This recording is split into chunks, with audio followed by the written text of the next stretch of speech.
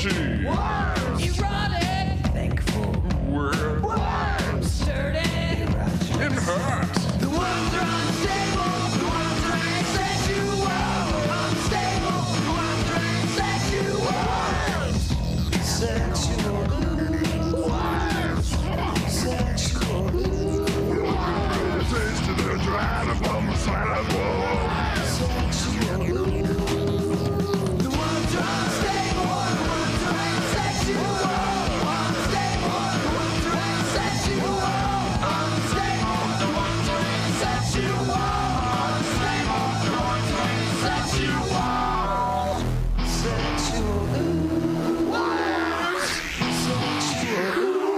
Worms. Don't leave us dry upon the sidewalk. We're dried up on the sexy sidewalk. Don't leave us dry upon the sidewalk. We're dried up on the sexy sidewalk. The worms are unstable. The worms are asexual. Unstable. The worms are asexual. Sexual glue. Worms. Sexual glue. Worms. Sexual air. On the sexy sidewalk. Worms.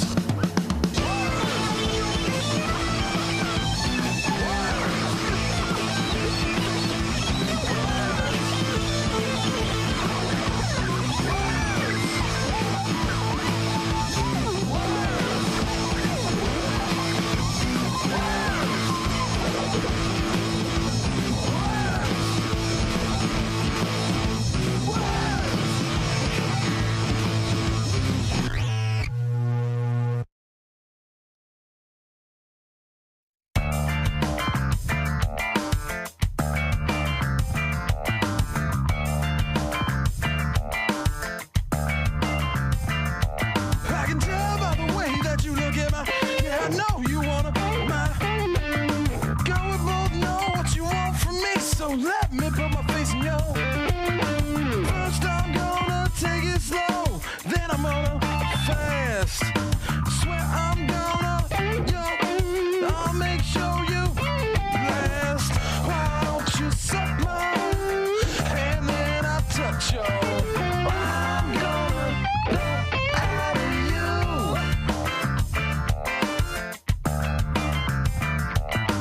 I'm gonna out of you. Whenever you come around, I can't stop thinking about you. I wanna all over your pretty face and stick her in your teeth. So girl, when you're mine, don't forget to with mine. I got my mask on, girl, with my make sure they wash it down with mine. Why don't you suck mine, and then I'll touch your. I'm gonna out of you. Oh baby, I'm gonna out of you.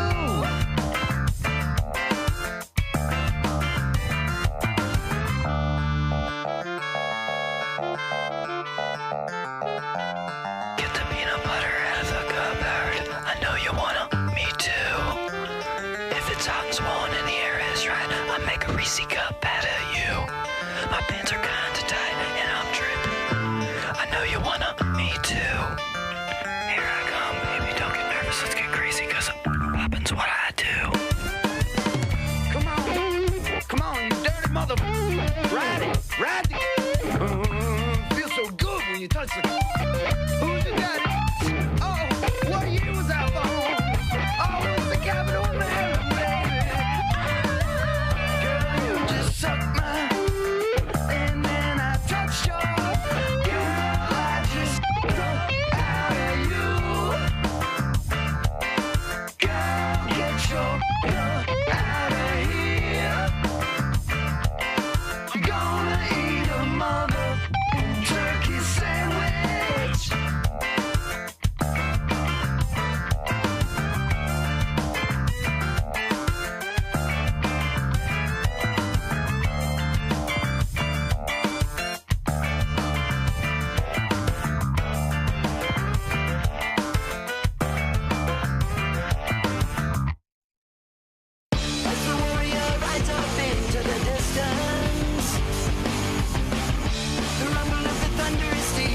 trembles the heart of the earth. He raises his broadsword into the shining light of the sun, which was given unto him at birth. Your journey ends here, warrior, for I am the mighty Mjolnir. None can stand against my horn. Tremble in fear in my mighty ass lasers and my 7 testicles.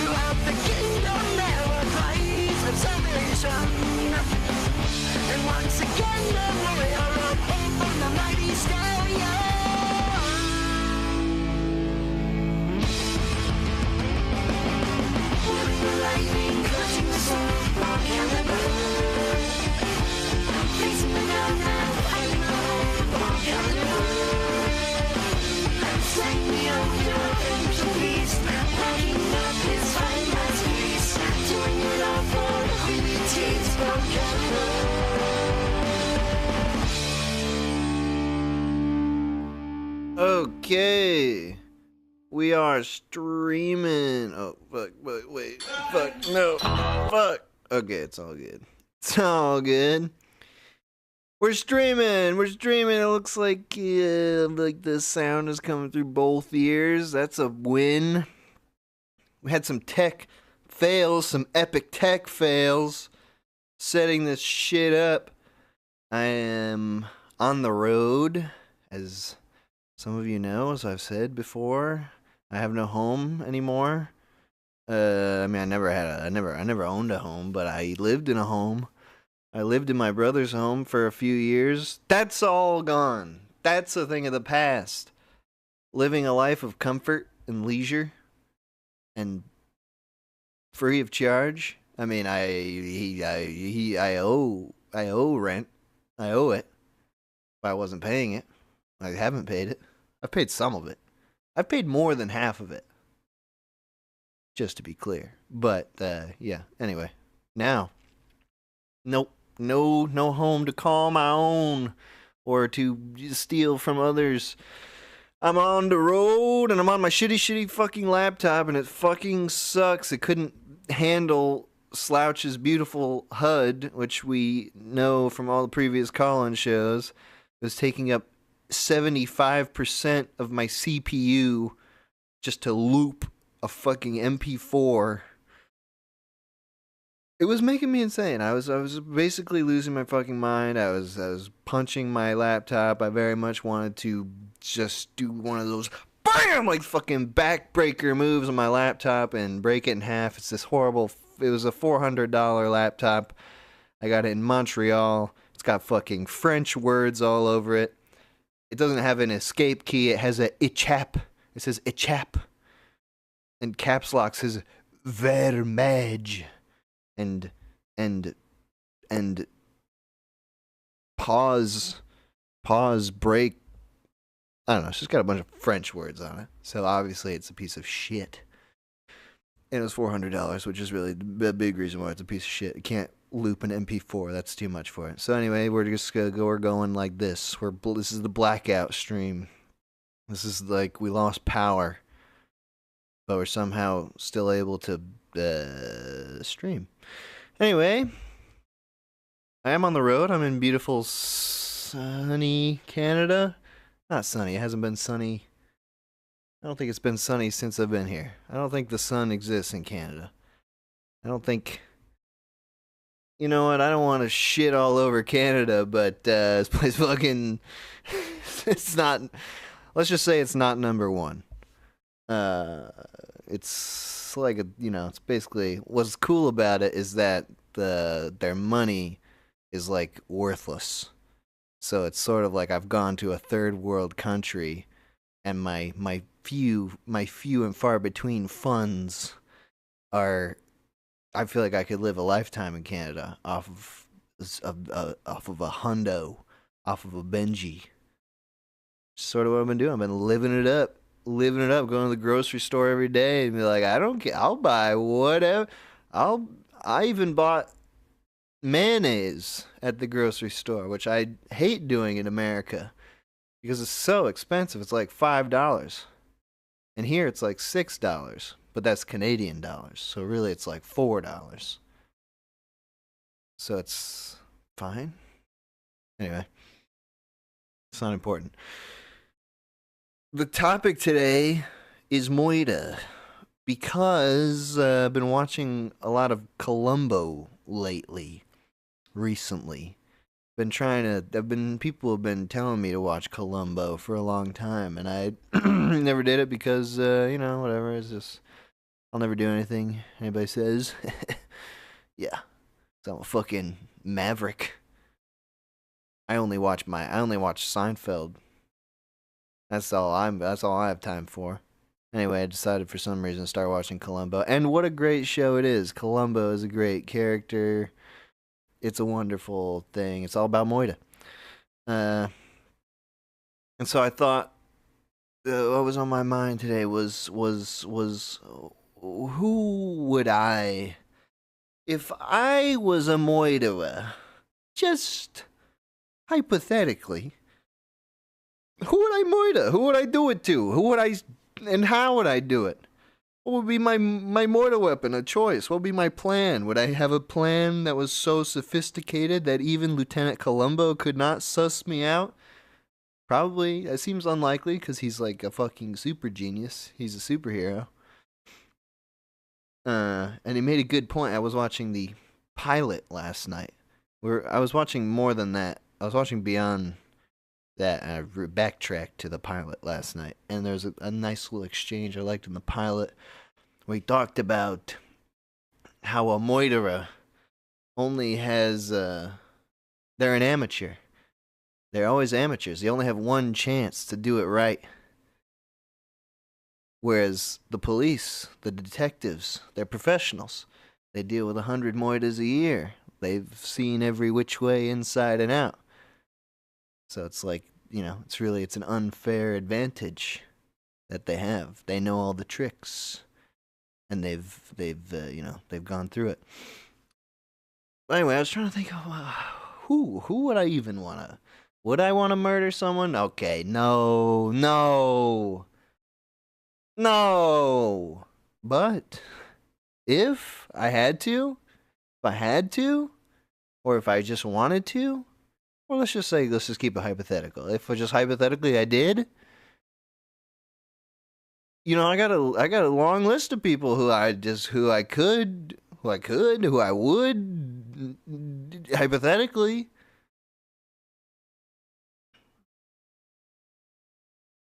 Like, there was this waitress who I was at hibachi like a couple months ago. It's still sticking to my craw. This waitress. We ordered sake at the hibachi, and she's like, "Oh, okay, yeah, Sake, oh yeah. Love to get you sake, but just so you know, I was in the back and I noticed all the cups were dirty, so we might not have any cups for your sake. Is that okay? What the fuck are you talking about? You don't have any cups? You don't have any cups for the drink? How is that possible that you would even... Why are you even telling me that? Just go wash the cups. Wash the cups. How long does it take to wash a cup? 3 cups. My God. In the amount of time it takes to explain it to me that you don't have cups, you could have just washed those cups. And that's your... I don't know if it's your job specifically to wash the cups, but it's your job to just fucking bring me the cups. And another thing, the same waitress, she's putting down our waters this is before the whole cup business, the whole cup nonsense.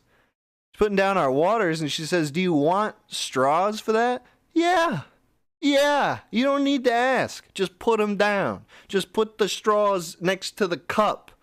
You got your little pouch on your apron dedicated solely. It's got like 1,000 straws in there. So you just dole them out. All right. What are you waiting for? That I think was some sort of like environmentalist thing. It's like, she's probably like in her mind, it's like, well, these people care about the environment like I do. There's no way they're gonna want these straws. But I don't want to put my fucking mouth on your dirty fucking cups. I already know the situation with the cups in this restaurant. It's dire. Anyway, I guess I'd moida her. And how? I don't know. Something involving cups and straws, I guess. I'd put a cup over her face till she died. I don't want to get graphic here, because this is a lady. But, you know what I'm saying. It's not important. I guess the how is... We don't have to get into the how as much as the why. It's up to you. To your discretion. Yeah, I think that's probably the main person I would moida. I guess we'll just go into calls in a minute here. So all the music from this stream is from the album called Matters from Gas Mask Family. Am I like peaking like crazy? I'm yelling. I've been yelling this whole time. I'm sorry. Whew. I have to take a load off. Still mad about this fucking computer, this French piece of shit. This fucking French... Okay, moving on. Gas Mask Family. Matters. It's a CD. I played the music from the CD on a call-in show many moons ago, but we actually are releasing this album through Chunk. And it's coming out. It's shipping out Monday. You can buy it now if you want. Everybody who was signed up for Chunk in June is going to be getting this album automatically, the CD through the mail. We did it all up nice. Moxie Famous did all the design stuff for the CD and the all the inserts and all the stuff that goes into a CD. It looks really nice. If you go in the description of this video, you can click on a link there. You can buy this thing. If you go to chunkmonthly.gumroad.com, you'll see it on there. It's right there, right in the middle. Gas Mask Family. Matters. Very nice album. You're going to be listening to all the music from it. Okay? The music is available online, so it's not like, you don't need to buy it from Chunk in order to listen to it. But if you buy it from Chunk, you get this nice little CD. You get a nice package in the mail, and it looks nice. And you're supporting the Matters people. They get money. We get money from making it. And it's a good situation for everybody. But anyway, we'll talk more about that later. I'm going to open up the lines now. The call-in number is 518-288-7938. Call in and tell me about who you would moida. And why. And how. And how sort of involves where and when. And with what. With what weapon. And... we got a call here. Let's see if the sound works on this. Call from Teratoma Jones. Oh, nice. Teratoma. Hey, I got on. Hey. What up, brother? How's it going? I'm okay. You know what? I'm feeling you on the money crunch. I got furloughed. Oh my God, what does that mean exactly? It means that I am fired, but I can tell employers I still technically work there. That's how I've been interpreting it. That's so weird. That's cool. So, do you get some kind of severance, or is that just a straight up firing? No, so technically, like, if the company ran out of money, and I think furlough means that if they get more money, maybe I could come back. But I'm not counting on it, so I've just been applying to other jobs, and like I said, I just say on my resume I still work there, and I think that's technically true. God damn. You know. Well, I'm sorry to hear that. Oh, it's all right. I mean, I wish they did it in the summer instead of the middle, right when the winter is hitting, so at least I could, like, bask in the sun and drink beers at like 3 p.m. Instead, I'm all cramped up inside the fucking house. True, yeah, you could have lived on the street for a minute there, but now you'd freeze. No, it'd be a bad time. That would be a very, very bad time. Well, so we're talking about moida today, people who we would potentially moida if just hypothetically, not active plans or anything. Is this like the Fed arc for you? Are you just turned informant to get some money or something? Because I'm happy to play along and everything, but I feel like with the likelihood of the people that listen to the show, you might get like a confession or two or something. I'm just freaks out there. I'm looking for inspiration. I'm looking for ideas. I think I'm not clever enough to moida on my own. So I'm trying to get some good schemes going that I could potentially use in the future, if it was necessary. All right. Yeah. Well, all right. I can give you, I can give you one piece of advice that has always stuck with me. If you're gonna poison someone, it's tempting to, be like, ooh, I'm gonna get this exotic thing. I'm gonna try and find a way to slip some lead or some herb I found in there. Don't do that. Easier check. You gotta do something that everyone has readily available, so they can't track you down for it. People think they're real smart. These poisoners out there. These guys that maybe they work at the pharmacy or they work at the lab or something where they have this exotic molybdenum salt that kills someone silently 4 days later. Don't do it. They're gonna know you got that molybdenum or what the fuck ever. They're gonna find it. I would say, and here's my suggestion: antifreeze. How is Tastes that? Sweet. Okay. Yeah, tastes sweet. You can get it anywhere, and won't necessarily. There's a chance they won't die, but if you get it the right way, it could work. Could work. It's happened before.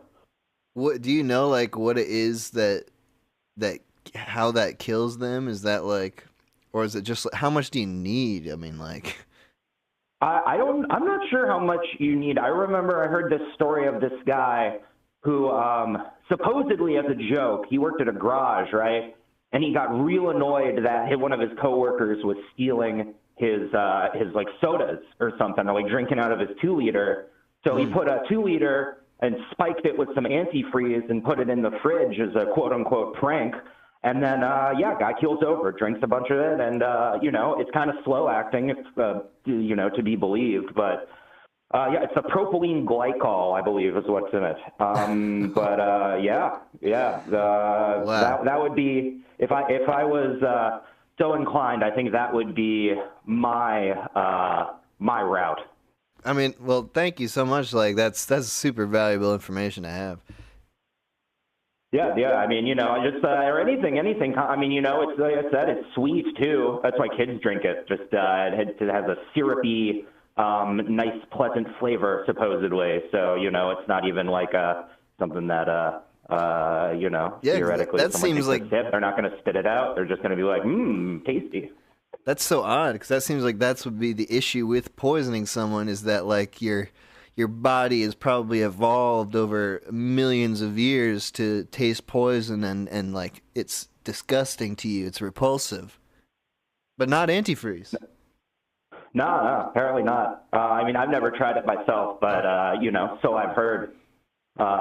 If you want to know, I could offer an interesting example of how not to murder someone, though. I don't know if you watch many of those, like, true crime YouTube videos where they have the interviews and all of the, you know, like, police footage and shit. Have you ever watched those?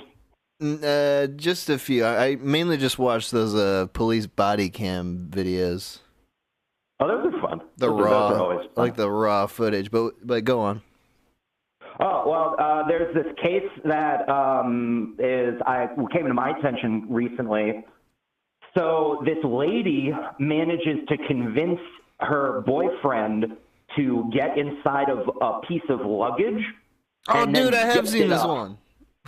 Holy shit. That's like the dude like in there being like, please let me out. That was actually, I'm like I watch a lot of horror movies. You know, I like some weird, grotesque shit, but that was like, that's like, oh, God. Yeah, just like, it's like awful. a piece of luggage and it looks like it's alive. It's like being pushed on from the inside.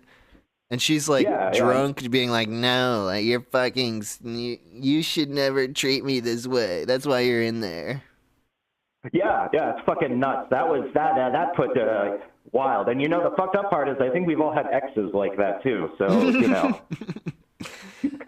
Yeah, I really liked, because her being interrogated through that whole video is great. Like, she's just like, we were playing, okay? How do I explain that? Okay, we play around. We play hide and seek. What do you want? I took a nap. He was in the luggage. Oopsie. Yeah, man, that's I would say that's not the way to do it. At least if you're gonna film it. I think that's the other thing. I think that was the big issue there. I think. Yeah. I would say in general, don't film your murder. No matter how funny it is. But yeah. I mean, so I guess that's my suggestion for the murder plot. Or alternatively, you know, just shoot someone. Just shoot them. Oh, yeah. You don't know them. Just you know, a poor part of the town. Just shoot someone. Drive away. Pretty easy. A lot of those, you can get away with a lot. All right, great. Teratoma Jones, thank you for the advice. As always. Take it easy, buddy. All right, have a good one. Bye. Yo, it's Billy. Billy?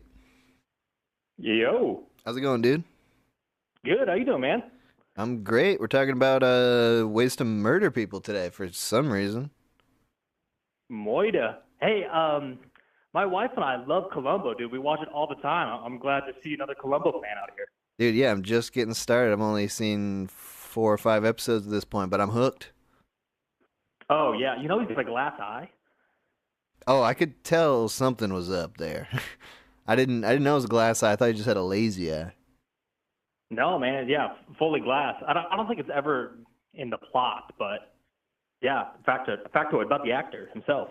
I forgot to do the name. That Peter Falk. I like Peter that though. Falk. That adds something to it. It's like his mystical glass. That's like how he watches the beginning of each episode. How he knows who the murderer is before he's even talked to anybody. Yeah, it's like a clairvoyant like narrative device. Exactly. I dig it. So what would be your like, do you have a person you could think you could murder, or do you just maybe you'd have an idea of like a good kind of murder, or anything about murder at all? What's your piece on this? I would personally skew like murder noir. I think I'd get some dame to fall in love with me, and then have her act it out. I want to be as far away from it as possible. Mm-hmm. Like. I feel like stabbing would be super personal. Shooting, also you got to see them. But if you get somebody else to do it entirely, I'm tapping into my Peter Falk. Oh, you're gonna seduce a woman to murder for you, or are you gonna pay her? Like what?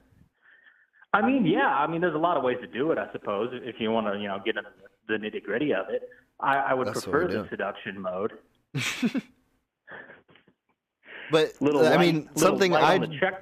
something I just learned from Columbo watching it last night was that you should never put your future in the hands of a woman, because Columbo's just gonna yell at her and spook her, and she's gonna give you away. That's fair. Maybe double-layered aliases. Yeah, I mean, catfish. Yeah, we got to work with the tools we have at our hands, right? Yeah, we're in the modern world. Columbo has no idea what the internet is. A modern catfish noir. So you're gonna pretend to be someone else. You're gonna talk to a lady online and get her to murder someone in your life, but she doesn't even know who you are really. Yeah. That's pretty good. It's got layers. It's a bean dip, moida. How, like, I mean, you gotta be like a real fucking smooth operator, though, to get someone, convince a lady to moida for you online. It reminds me, actually, of the feds. Speaking of the feds, last caller was saying this might be a Fed-sponsored stream. But the feds in real life, they have, like, those ladies who text lonely guys online, and they try to get them to turn into domestic terrorists. Is that real? That's real. There's a real thing that happened, was like they were trying to pin this guy. It's like he posted on some sort of Facebook group or something. It was just a sort of ISIS-friendly Facebook group. You know, hey, we've all been there. But they get his name through that, and then they've got a lady, or maybe it's a man pretending to be a lady, and she gets into this long online relationship with him, and she's trying to radicalize him to say that he's gonna, like, blow up somebody. And she's like, if you really loved me, she, like, gets him to love her over years, and then she's like, if you really love me, you would, like, fucking strap up and go to the Capitol and start gunning people down. And he was like, no, I do love you, but I don't want to do that. And she's like, you're a fucking pussy. Fucking strap up, bro. And they tried to, like, arrest him anyway. This is a real story. I forget any of the how to look it up, but it's real. I swear to God. And she was a Fed sponsor, at least? The lady was a Fed. And they're trying to, like, they're trying to get a lonely guy to turn into a terrorist and then stop him before he does it, so they can be like, we stopped a terrorist. But really, they're, like, trying to turn people into terrorists. What is that? A budget thing? Like, what? Isn't there real crime you can talk about? That would be cool. That's wild. I know, right? No. I'm not even bullshitting you. I don't trust anyone now. The lady I've been talking to, you know what? Something's points. a little suspect. But anyway, it's just proof that, your plan has some basis in reality. Well, it sounds to me like there's a market out there. There are people already doing this who are good at it. So hopefully, I don't know, maybe some deep web something. I bet they're out there. They're professionals, but you could break into this in an independent way. Well, good to know. Right. I feel like now you're convincing me about it, but that was not my intention when I called in. No. I mean, you should just do whatever you want to do. I'm not trying to tell you. But hey, thank you for calling in, dude. Giving us your idea here. I think that's a good idea. Anybody could do that. Yeah, well, great stream. Big fan. Thanks for talking to me. All right, thanks, man. Have a good one. Bye. You too. Bye.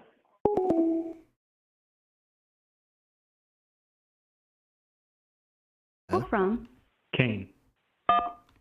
Was it Kenny? Kane. Oh, Kane. Like, I don't know if you're into wrestling. Oh yeah, I know the Kane like you're talking about. Big Red Machine, dude. So what's up, dude? How you doing?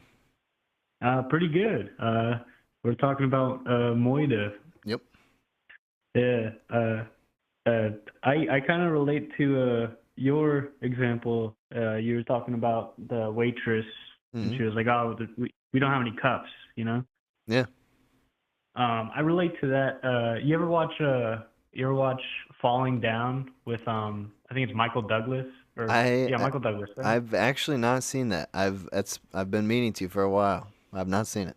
I've always been a big fan of that movie, and like I watched and I relate to him, and I watched it with my girlfriend, and she was like, "No, he's like the bad guy. Like that's not good." Mm-hmm. And it's like, fuck, am I crazy? Because Falling Down, the whole movie is about Michael Douglas.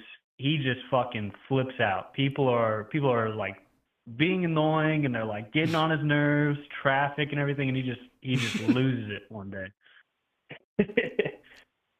Loses it and starts gunning people down. No, like that sounds more like that one indie movie that's like in Britain or something. I forget what it's called. Where the guy like suits up in this big like thing and like just kills the whole town. This is like less dark. This is like people that kind of deserve it. Like he doesn't kill people specifically. Like he'll like beat the shit out of like some gangsters or something, and then like it's like he's more like he's like, stop being mean to me, you know, like he's like stop being rude, you know. Like it's I only get like rage like that whenever it's like people that are just like so like just impolite and rude. It's like, God, this guy needs to be dead. The world would be a better place if this guy was dead right now. Have you had any experiences like that recently you can think of? It's totally like not justifiable reasons though. It's like people that are just like in their own world. Like what do you mean? Like people that road rage. You know, people that like just are angry on the road, like not caring about other people's safety, just fucking maniacs on the road. It's like, God, if that guy was dead, you know, like I mean, people would be a little bit safer without that. You know? I mean, it's like just, is it? How do you determine? It's like, you know, when is it appropriate to just go full vigilante mode and just start being violent? Yeah, like being like the Punisher or something. Yeah, you know? exactly. It's hard to say because it's like okay, like the road rage guy. Yeah, he's a dick, but it's like he hasn't really killed anyone. And you know, you can chalk that up to like someone could just have a bad day and be a bad person in that moment. You know, like someone that like doesn't hold the door or like, you know, is just rude to like some, you know, cashier at the grocery store in front of you. You know, just like weird shit like that. You can chalk it up to like, he probably had a bad day. But when can you say like justifiably in an everyday sense, like, man, that guy, he's got it coming, you know? So you gotta start following them. It's like as soon as they do one action, then you gotta put a tracker on them, and you gotta exactly. They get 3 strikes. You gotta stalk them. Yeah, you gotta stalk them and see if it's like an everyday thing. What they're like with their home life, you know, it's like, you gotta stake them out, you know? Yeah. You gotta get a good amount of observation, and then you know it's like, all right, it's too late, bro. Like I've been watching you, dude. I've been like the opposite of a guardian angel to you. I've been over your shoulder, just waiting to determine if you should die immediately. Yeah, just always following him with a piano wire, just waiting to. All right, well, dude. But yeah, well, yeah. I can see how that first guy was like, this is like a kind of like fed, you know, because it is kind of like crazy to be like, man, I really want to kill this guy that cut me off today in traffic. The good thing is, we don't see your number or anything. I mean, it would be a fed stream if I was feeding this information, but you know, in terms of it being a public thing, this isn't really public. But hey, for you, and this is, you know, not a scary question to answer because you're not going to murder anybody. I know you. You're not going to murder anybody. But how would you do it? How would you do it if you had to do it? If you had to. If there was a guy who it was too much. He was asking for it. You did all the due diligence. You've been watching him for weeks. And it's like, you know what? I got to do it. What would be the method? I would give him a warrior's death. I would give him a good chance, you know, where he is a like a duel. I'd probably quick throw him a knife and be like, all right, right now, you gotta prove yourself. That's good. That's good. That's very honorable. Yeah, and if anything, you know, he does win, he's gonna live the rest of his life like, I gotta be on my toes. You know, I gotta. All right, that's great. Thank you for calling in, dude. Good hearing from you. Yeah, thank you. Thank you for running this. It's awesome. Have a good one, man. Bye. You too. Oh, we are flying through From- calls. Tony. Motherfucking Whoa. goddamn scum sucking. Hey, Hey, what's up, dude? hey, how you doing? Hey, I'm good. How you doing? This is Tony? Hi, it's Tony. I'm the beginning and the end. How are you? Oh, I'm good. What does that mean? Is that your nickname or is that a... I'm standing over a corpse. Oh, Tony. You killed a Tony man. Brigatoni, nice to meet you. Wait, did you kill him or is this happenstance, this I corpse? simply took care of business. Things followed through. He didn't want to listen. This is where he ended up. I can't say for sure if it was me. I just know he put himself there. Could you give us the background of this situation? Is this a money dispute? Is this a woman? No, sir. You see, it's a thing of disrespect, okay? It's fucking disrespect. The goddamn kids these days are out of their minds. What happened, Tony? Tony, talk to us. We wanna understand. I can't. I will say this. He came to my boss, and he asked him for money. My boss gave him some money. This fucking prick goes 3 weeks, goes to my boss, and he comes back. You know what he has to say? I lost it. You know how he lost it? Gambling? How did you know? I've heard this story 1,000 times, Tony. Well, it's business as usual out here in the Nevada desert. Oh boy. So your boss, I mean, what? So it's sort of you're working for your boss, and you got to explain to him that the money's gone. So this is sort of this is the explanation. This is what makes it better. Is you gotta. Well, see, we lost the money, but in turn, we gained his family, and we should be able to get some money off of them, I think. You what? We know some people down in the Bahamas. They own some islands. It'd be really easy to offload them. It'd be like him and his bloodline never existed. Oh, wait. You're saying you're gonna sell his family, or they're gonna be gone too? As far as I'm concerned, man, they're not real. They're not human. They're an asset, a liability, and the contract this man signed in blood. Oh, Tony. All right. Well, Tony, do you ever feel? It sounds like this is not your first time at the rodeo. I don't think it'll be my last.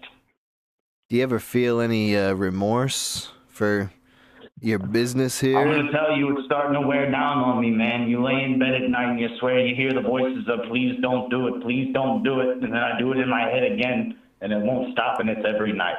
I want to get out of the game, but I'm worried that next time it'll be me in this fucking hole. Wow, that's some heavy shit, dude. Do you get paid good?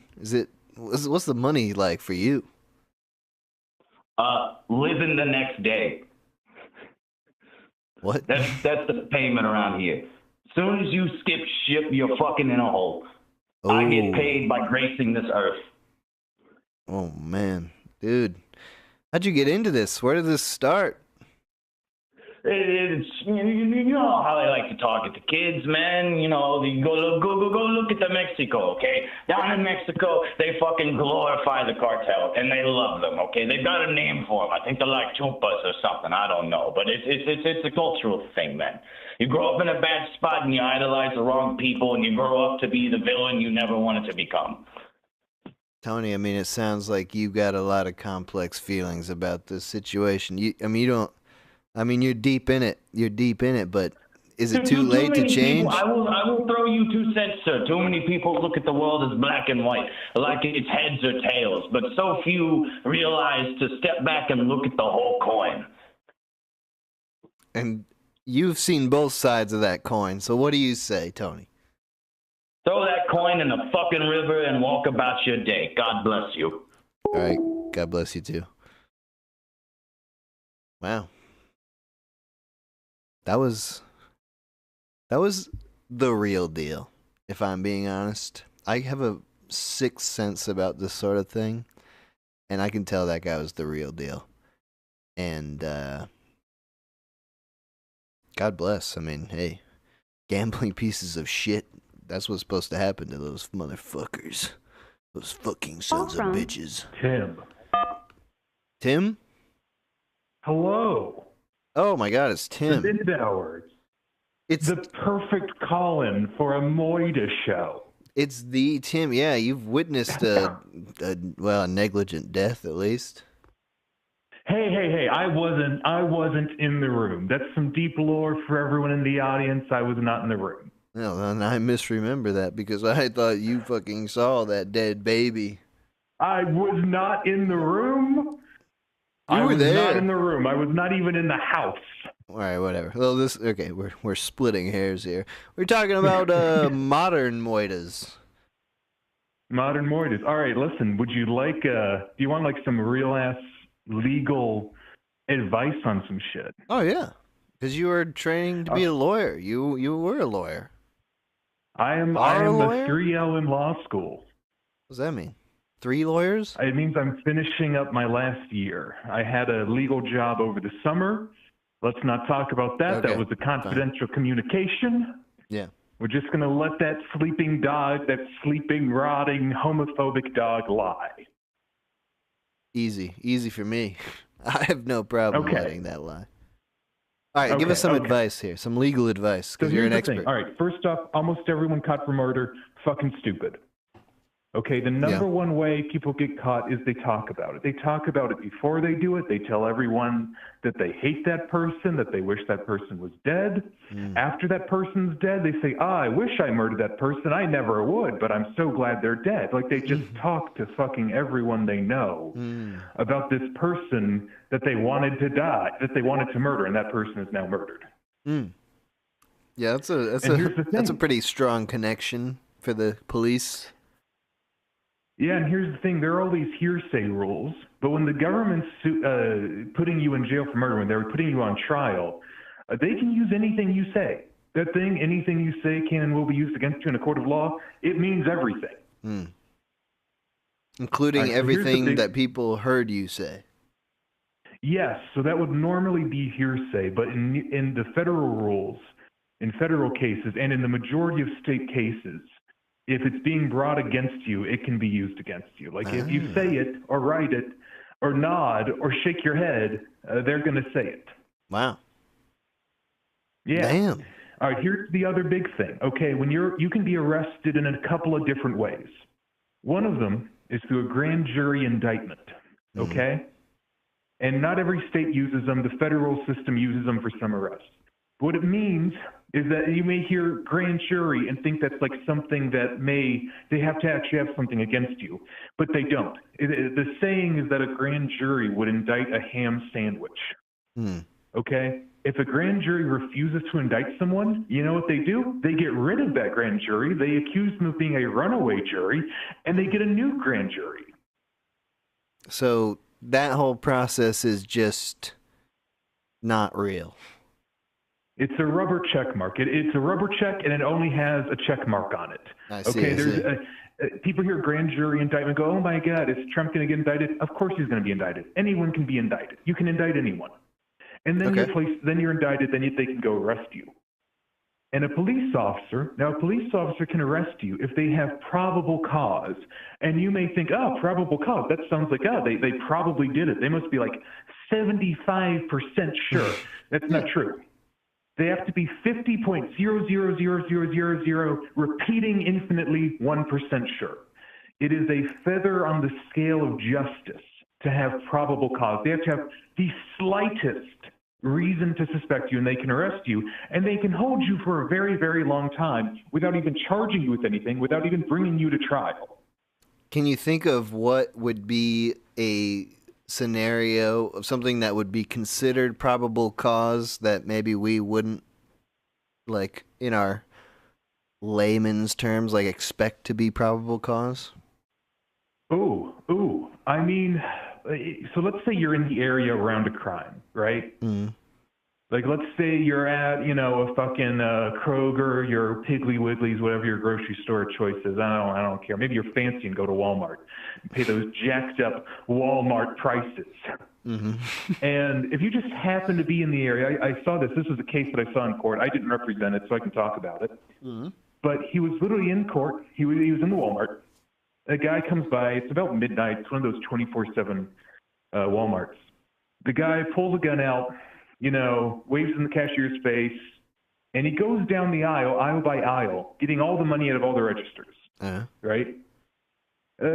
Slightly smarter than the average criminal. But then there's this other guy who's just like getting a fucking candy bar, right? He didn't buy anything. He goes and he gets a candy bar. He's checking out. He sees it going on. He steps back. And as it's going on, he, people respond weirdly distressed. So he just started laughing.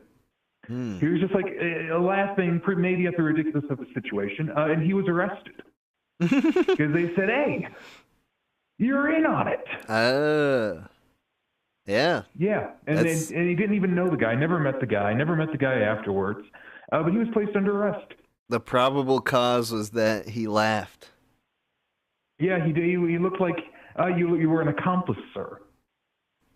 That's all right. There you go. That's bullshit. Yeah. No, the criminal justice system is a horrifying edifice to power and hypocrites, and oh my god, I hate it so much. Would you have any advice, any other further advice then for people who are looking to murder? Well, that would break quite a few ethical rules that I'm bound to. But without knowing about any one specific case, of course, and without representing anyone, I'll just repeat that generally people who get caught for murder are stupid. They talk about it. They just keep the gun on them. They post on Instagram. They talk on Facebook. Like it's actually pretty easy to not get caught for murder. Well, isn't it also true that like generally the people who murder, like most of the murders that are committed, are not like some sort of genius serial killer? It's like some guy gets really drunk and kills someone who he's hated for a long time, or like his wife or something. I mean, that's the usual case of how it happens. Like, usually if someone's like, I'm going to murder someone, like, usually if they're at that level where they think that's a good idea, like, usually, like, you have to consider that you're going to throw away your whole life if you get caught. Right. So most people, like, they're pretty stupid. They haven't succeeded in life. Like, they ain't got a lot going on, so then they choose to murder. So if you it's think not as much murder, to throw away.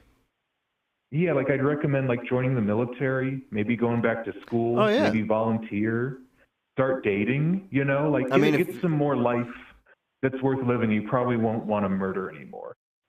Yeah, I mean, yeah, and with the military and specifics, like you could get paid good money and murder, or kill, whatever. Like you could get some of that out of your system and get money. I mean, we need murderers in the army. Like that's what they're there for. It's a release valve for angry young men mostly. And maybe I don't want to disparage our troops here, Tim. I mean, hey, these guys, come on, let's not go all the way. But I'm just saying, it's a valuable. Every society needs a release valve for angry young men, and you got to give it to them. I mean, I would love it if I could join the army. I just don't want to buzz my head. Is that really what's holding you back? Is there not more that's keeping you from joining the military? It's the rigid structure. I mean, I feel like I wouldn't be able to be at my goofball self in the army. I feel like they'd look down on me. I'll be real. Like I'll keep this 100, as the kids say, as my little brother says, with his young person language.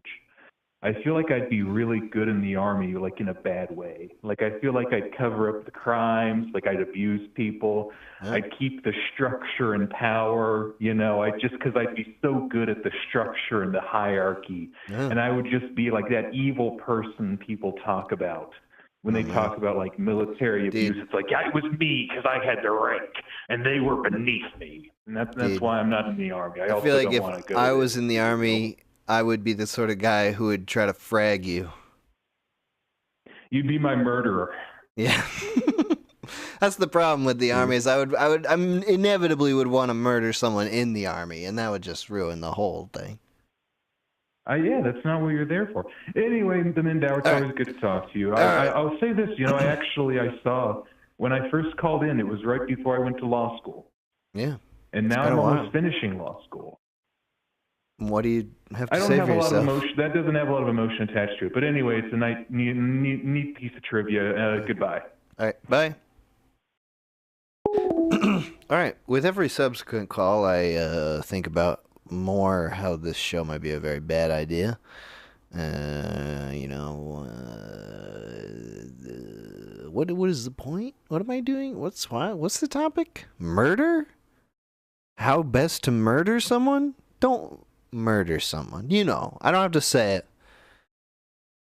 But just to say it, just in case this comes up in court one day, I am saying don't murder someone. You don't have to do that.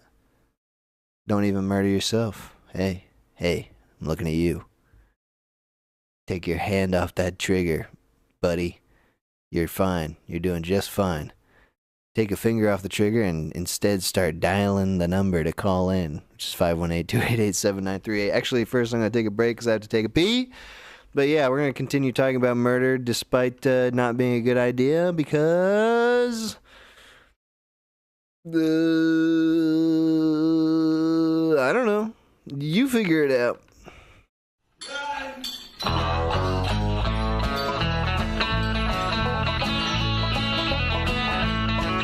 I was kicking back, having a beer, wondering how I'd gotten here. I don't know exactly what I am right now, but there's nothing I'd rather be.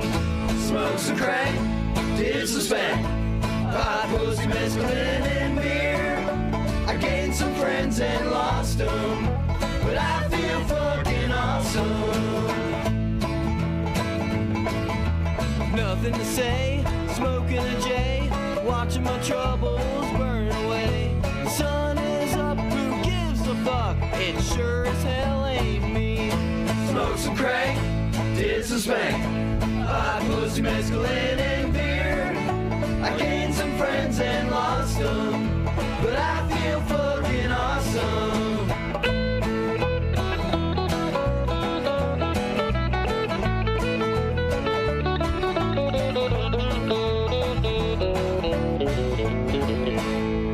But what will you do in the morning with pain in your back and your groin? When you're feeling broke and hollow, I think about that tomorrow. Smoke some crack, did some spank, hot pussy, mescaline, and beer. I gained some friends and lost them, but I feel fucking awesome. Smoke some crack, did some spank, hot pussy, mescaline, and beer. I gained some friends and lost them, but I feel fucking awesome.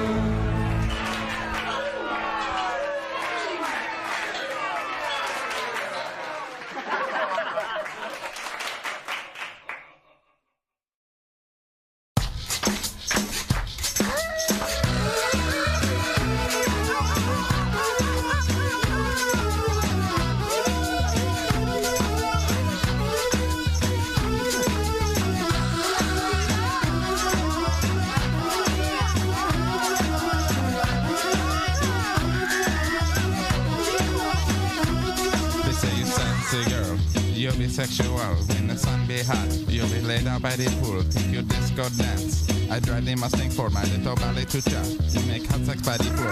Red Bull, sexy boy, musical. Red Bull, sexy boy, Ida. Red Bull, sexy boy, musical. Red Bull, sexy boy, hi there. Duper, duper, duper, duper, duper, duper, duper, sex.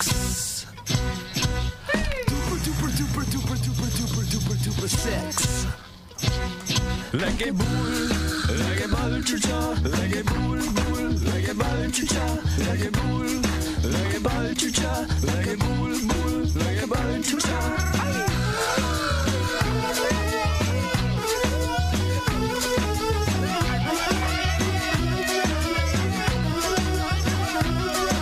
They say you freaky girl, you've been around the world, and when the stars be bright, making rape all of the night. I take your disco dance, I drive the Mustang Ford, my little ballet chucha. We make hot sex on the floor. Red Bull, sexy bull, musical. Red Bull, sexy bull, Ida.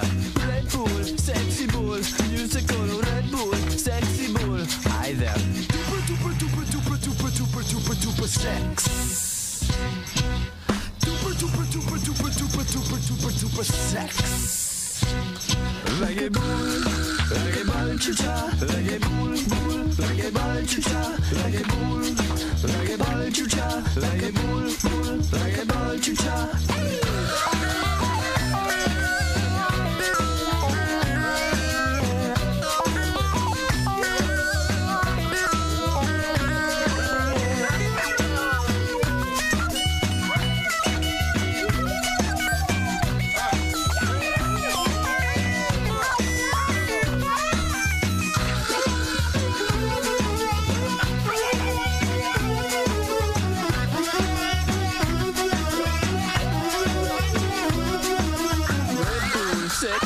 Bull, musical, Red Bull, sexy bull. Ida, Red Bull, sexy bull, musical, Red Bull, sexy bull. Hi there. Duper, duper, duper, duper, duper, duper, duper, duper, sex. Duper, duper, duper, duper, duper, duper, duper, duper, sex. Like a bull, like a bull, chicha, like a bull, bull, like a bull, chicha, like a bull, like a bull, chicha, like a bull, bull, like a bull, chicha. Hey.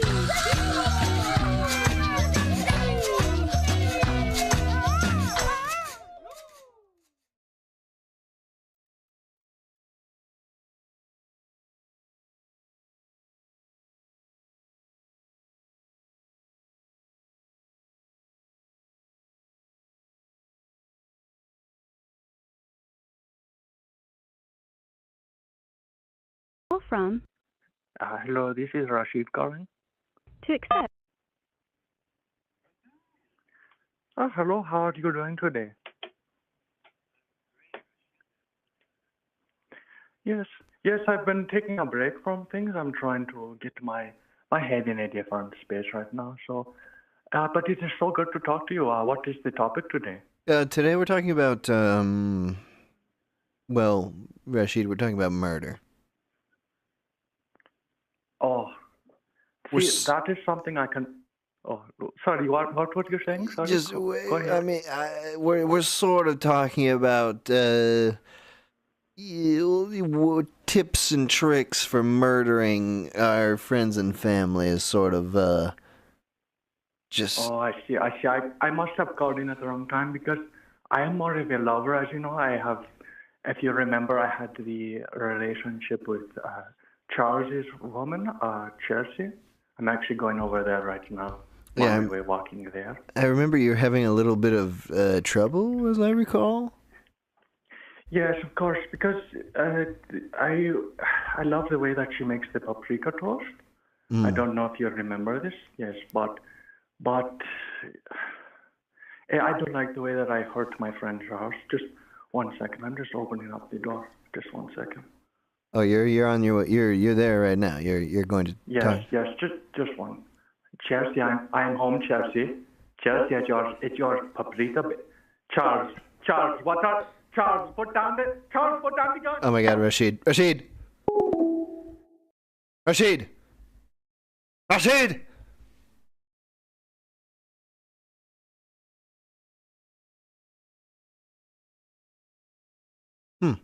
Well, that was weird. I mean, I'm not gonna call that in or anything, obviously, but you know, like, I'm sure it's fine. I mean, Jim? Oh, we gotta move on. Hello? Hello? Who is this? Jim? How's it going, Jim? Man, I weigh fucking 210 pounds. God damn it. Hey, what's going on, man? Is this the murder hour? That's right. That sure is. What do you have to say about murder today? Well, I tell you, man, I've never killed a man that didn't have it coming. I'll tell you that right now. Oh. How many men have you killed? I guess maybe you shouldn't say. You know, I couldn't put a number on it. You know, at some point you just kind of lose count. What's your go-to method, I guess? We're trying to figure out ideas for how this all works for the amateurs amongst us. Well, you know, I've borrowed a lot. I've never been able to do such a thing on my own. I would say my preferred weapon of choice would be a rifle, but I have been known to take a man's life with the main battle tank gun of an M1A1 tank. Oh, wow. Really I mean, that sounds like a good idea because there can't be much left after you strike with that. Yeah, pretty much takes care of himself. You know, half of his head's in Kuwait and the other half's on the other side of the border. So, you know, sorts itself out. Kuwait is pretty far away, so these are not murders happening on domestic soil. Is sort of what you're saying. Yeah, the ones we're going to talk about today, yeah, these are all overseas. These are all sanctioned by the former Honorable President Barack Obama. It's all in the books. It's all taken care of. It's all above board. No, nothing to see there. All right, okay. Yeah, Well, I mean, in fact, if you do a good enough job, they'll actually give you little medals for killing enough people. wow. Well, I mean, I guess first thing is thank you for your service. Oh, thank you, brother. Yeah, Veterans Day is tomorrow, so I'm already kind of half-hammered. I apologize. Well, that's no problem at all. I'm in the same boat. So, I mean, so these were people that you didn't know personally. These weren't crimes of passion. They were, is it right to say contract killings? Are you kind of a hitman for the government? Is that an inappropriate way to frame this? I'm sorry, you kind of broke up, man. Yeah, I hit a man with a grenade. How did that go? Did that work proper? Well, it didn't kill him, so we kind of mercy killed him. A couple shots to the dome after that, but that was pretty good because I've never been much for throwing grenades until it counted. Wow, this is so how much you've got a lot of practice with this. I think I've had a lot of luck on my side, you know, because they talk about the fog of war, you know. You never know if you're going to come home or not. You just, it's all up to the luck that God's given you and the fact that we have billions of more dollars for our government's military than any other country. Would you say that you are blessed? Well, yeah, brother, hashtag blessed. Have you ever, having developed these skills professionally over, I'm sure, a number of years, have you ever thought about performing one of these actions in your own personal life for your own personal motivations? Well, I did think about it, but, I'd like to leave that life behind me. It's been a few years now, so I'm just, a polite fella that pretty much keeps to himself and gets off sexually on people fixing my vehicle. Oh. Well, that's perfectly normal. That's perfectly all right. So you're fine leaving this life behind. You don't have any kind of PTSD or feelings of remorse or. Well, not that I can think of. My wife has told me that I've woken up in the dead of the night before and strangled the shit out of her a few times. But other than that, man, I really can't complain too much. I really appreciate the free meals I get on Veterans Day once a year. Try to hit up all the stops, go to your nice, Applebee's, get a nice little entree there, and then go get a few bagels at the local coffee shop. And, it's not too bad. I'd say I have a clean conscience. The president told me to kill these people. I killed them for them. They compensated me. And, we're all square with the Lord. Yeah, I mean, that was going to be my next question, was about your religious, your spiritual side. And because, I mean, the president is one thing, but of course there is a higher power beyond the commander-in-chief, the commander of the universe. Amen, brother. It goes God, wife, Dale Earnhardt, and that's pretty much it. But you feel squared away. You don't, I mean, do you ever feel like you were doing these killings? Feels like a harsh word to say, but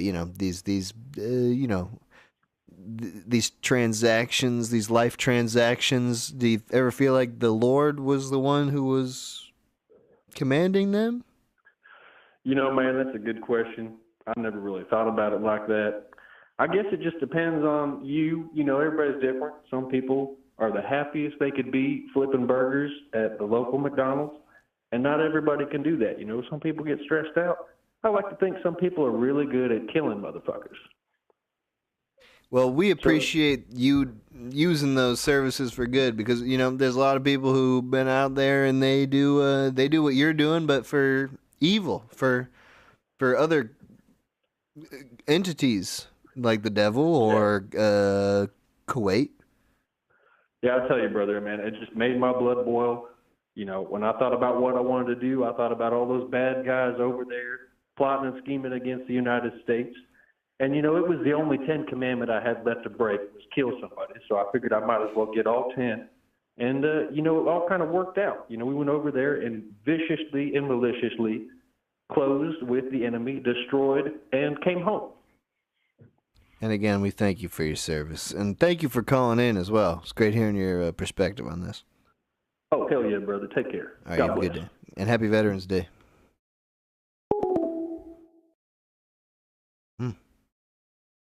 Nice. It's always good when these guys are on your side. Think about where we'd be if we didn't have guys like that 10,000 miles away killing people for us. Call from William. Hello, William. Hello. What's up, dude? We're talking about murder. Hell yeah, we are. What you got to say? Hell yeah. Well, I was bolstered by it sounded like you had a different law student on, and I wanted to give my take on what I think is probably the coolest case about murder. Hell yeah. So you're in law school right now? I am. I'm a 2L, which means I'm a little bit worse than the other guy. All right, cool. Well, tell us. What's this case? So this case had to do with this guy who hated his neighbor.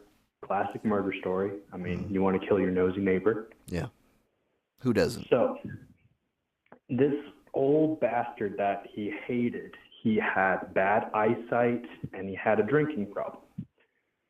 So he would call him up and he'd say, Dale, I hate your guts. I'm going to kill you. And of course, terrible thing to do in murder, obviously. You don't want to have that type of evidence flying around. You don't want to admit before the murder even that you're going to murder someone. Exactly. He messed up there. But ignoring that, the next stuff that happens is pretty damn cool.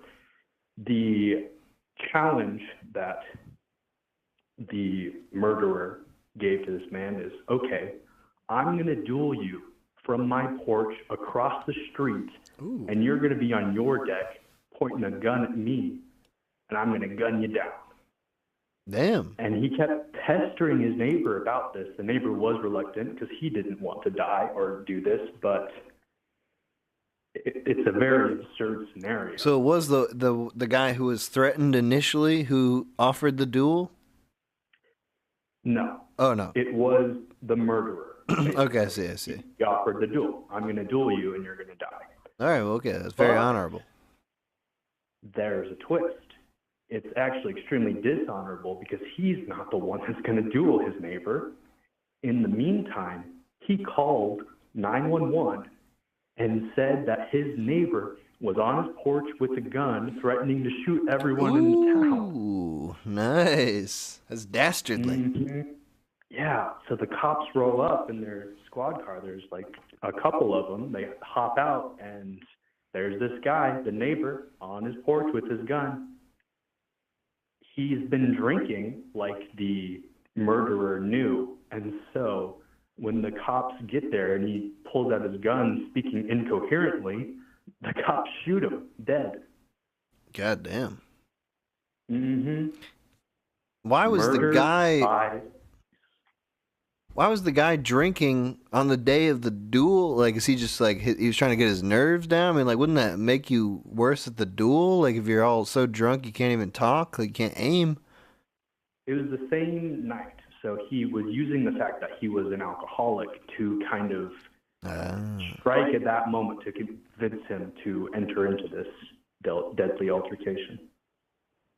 My God, that's a good idea. I know. The only reason he got caught was because of the phone call that he made to the neighbor. And when the neighbor was dying due to these police, he said, "I didn't know you were cops. I thought you were my neighbor." So that kind of tipped him off as well. But if you get cops with better aim that just, right to the head, all right, you'll probably agree with it. That is a great scheme. So they were able to find out eventually? Yep, they got him. He did serve jail time, and it was all on him, even though he didn't pull the trigger. So yeah, well, that's a law question I would have in this scenario. Like, is that, what is that considered? Is that considered murder? Yeah, I mean, I forget the specifics of what degree and everything, but yeah, he was put away for a long time. Wow. Well, hey, that's a great story. Thank you for calling in and telling us about that. No problem. Glad you enjoyed it. All right, you have a great day. You too. Bye. It's a great scheme. Use the cops to murder someone. You hear about suicide by cop a lot. But what about murder by cop? I mean, that's probably happened a lot. Whew, I'm getting some ideas. I'm getting some thoughts, some plans. Who could I murder? Probably not that waitress. I don't know how that would work exactly, but... From Phoenix. Phoenix? Hey. How's it going? It's going great. I'm a big fan. It's good talking with you. Good talking with you, too. We're talking about murder today. Yeah, saw that, and I was just talking with my wife over here, and we thought we would share some of the ways we've talked about murdering each other. Oh, yeah. Just for friendly, just a nice friendly discussion with your wife about murdering each other? I think we enjoy it, and especially if we're frustrated, we'll be like, think of a new way and just kind of tease each other about it and be like, that's the way. That's the way I'm going to do it. And then we'll have to describe like how we're going to get away with it. Ah. Are they especially painful ways or elaborate ways? Why don't you tell me what are some of these concocted murder schemes? Well, I mean, some are simple, like if we went on a trip, we live in San Diego, so if we were going on a hike or something like that, I just simply push him off something because he's not very coordinated and he's not really a hiker, so who would question that? That's like the Gabby Petito method. Oh, what is I'm not familiar. Oh no, that lady who got murdered by that bald dude. That was her husband. They were going hiking, and she kept annoying him about all the there's not enough water, there's not enough sandwiches, and then he just pushed her off a cliff. That sounds like, us, but in reverse. She would be pushing the bald dude off a cliff instead of the other way around. Yeah, I mean, we know we would just rather, so it's mostly painless, right? Oh, I don't know. You've always said that the best way to off you would be to mess with your medication, so I don't think that sounds too painless. Yeah. Oh, yeah, so yeah, what would you do? Like, poison. you just What's that? you just switch out the medication with sugar pills or something? That would be a slow way, but I always thought, well, I'd like to think that I'd be classier than that and just, do some cyanide or something so at least she dies fast. Oh yeah, that's very very chivalrous of you. Well, the funny thing is, the reason he picks things like that is because he feels I have like a Monday through Sunday pill bottle, and he doesn't offer to fill them up for me every week. So why is he offering this? Is this just part of his plan? Right, it's so easy. It's all baked into the future. He knows he's been planning this for how long have you guys been together? Married? You guys is your wife husband situation? Yeah, and it's 5 years. 6 now. Oh, that's plenty of time to plan a murder. Yeah. We've been doing it since the beginning, I think, maybe year 2. We know each other because we are exactly opposite. So it's just kind of letting off steam at the same time half meaning it. But it's also good to just get this on the record, just in case. Just I know, in I just heard you case. talking, and I'm like, we're going to do exactly that because, again, nobody admits that they're going to kill somebody.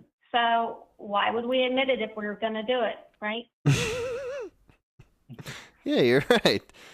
But now we know, just in case you guys go on a hiking trip and then one of you comes back and the other one doesn't, now we know. We can just look back to this footage and be like, oh, that was the plan all along. Right. But obviously it wouldn't be one of those ways that I'm talking about now, could they? Oh, I see. I would have to use something different now. I see. But that's part of the fun, is like coming up with new inventive ways every day. Yes. We had so many, and I was drawing a blank for this phone call, and I'm like, what were some of them? Because I think of them all the time, and I wrote a thing that I was going to come up with 101 ways to off somebody you love. That's, I So mean, working on it. that's the sort of thing you really, you can only write if you're so confident that you're not going to do it. Yeah, she's sort of going down the OJ route of like, if I did it. At least it's before the fact. I mean, that's the problem with the OJ was he did it after he murdered someone. Oh, right. But this is good. It's sort of like it's like a sign of your ultimate love if you're going to write that and put that out there. It's like, this is proof that I'm not going to murder you, because if I do, I'm going away forever because I already put it all down on paper. Yeah, exactly. So we were just going on steam, you know? They could have been like your vows. We're gonna redo our wedding anyways, and have just something classier. So yeah, we could work tell that our in. best plans. I promise to, and I'll pick a kind way. I promise to take the time to come up with the best alibi I can so that I could get away with it instead of going down like a chump. Yeah. That's what you both would have wanted. What's that? That's what you both would have wanted, is to murder but have the other not go down like a chump. Exactly. We have too much respect for each other to let one of us end up in prison. Yeah. That's not our way. Mm. We like to think we're a little bit smarter than that. They never are, though. They never are. Criminals are dumb, I guess, but we're not. So we can't really be considered criminals, can we? Hey, I murder you. That's a rock solid defense if I ever heard one. But thank you for calling in today. It's great hearing from you guys. Sounds like a beautiful marriage, and I have no concern at all that you're going to murder each other. It was a pleasure. Thanks a lot. All right, have a good one, guys. Yeah, you too. Bye. Ooh, next. From Gay David. Who? Hello? Hello? You say Hello? gay? You say gay David? Dude, I say that every time now. Okay. Well, what's up, gay David? Yo, what's up? Oh! What are we talking about? I can't watch right now. I'm at work, but We're I don't know talking what about the topic is. the topic is murder. We're talking about plans for murder, ways to murder, tips and tricks for murdering whoever, or just all right, or just murder generally. If you have any fun facts about homicide. Oh yeah. Well, if you wanna get away with it, you just like frame it as like, you know, I don't know, some sort of automobile accident. Invite them out on like a quad or something, and then oh no, it was an avoidable like crash landing. I don't know, some shit like that. Oh yeah, some sort of accidental death. A quad. I mean, that's great. I mean, whenever I hear of anyone dying on a quad, my first thought is just like, what a fucking idiot. I don't ever think about foul play. Exactly, it's dangerous. Like, yeah. So yeah, that you shit shouldn't happens, have done that. right? Why did you get on a quad, you dumb bitch? It's always a woman. Sorry. Or it's a man. It could be a man. It's like they hit a branch. It's so stupid. It's always like, oh, I ran into a branch on my quad. It's like, you're a fucking idiot. But maybe that branch was planted. Yeah. I mean, by design, it was planted. Yeah. It was planted by someone. It's a tree. That's how trees work, dude. Riding side by side, leave jets enough room. They can't go anywhere.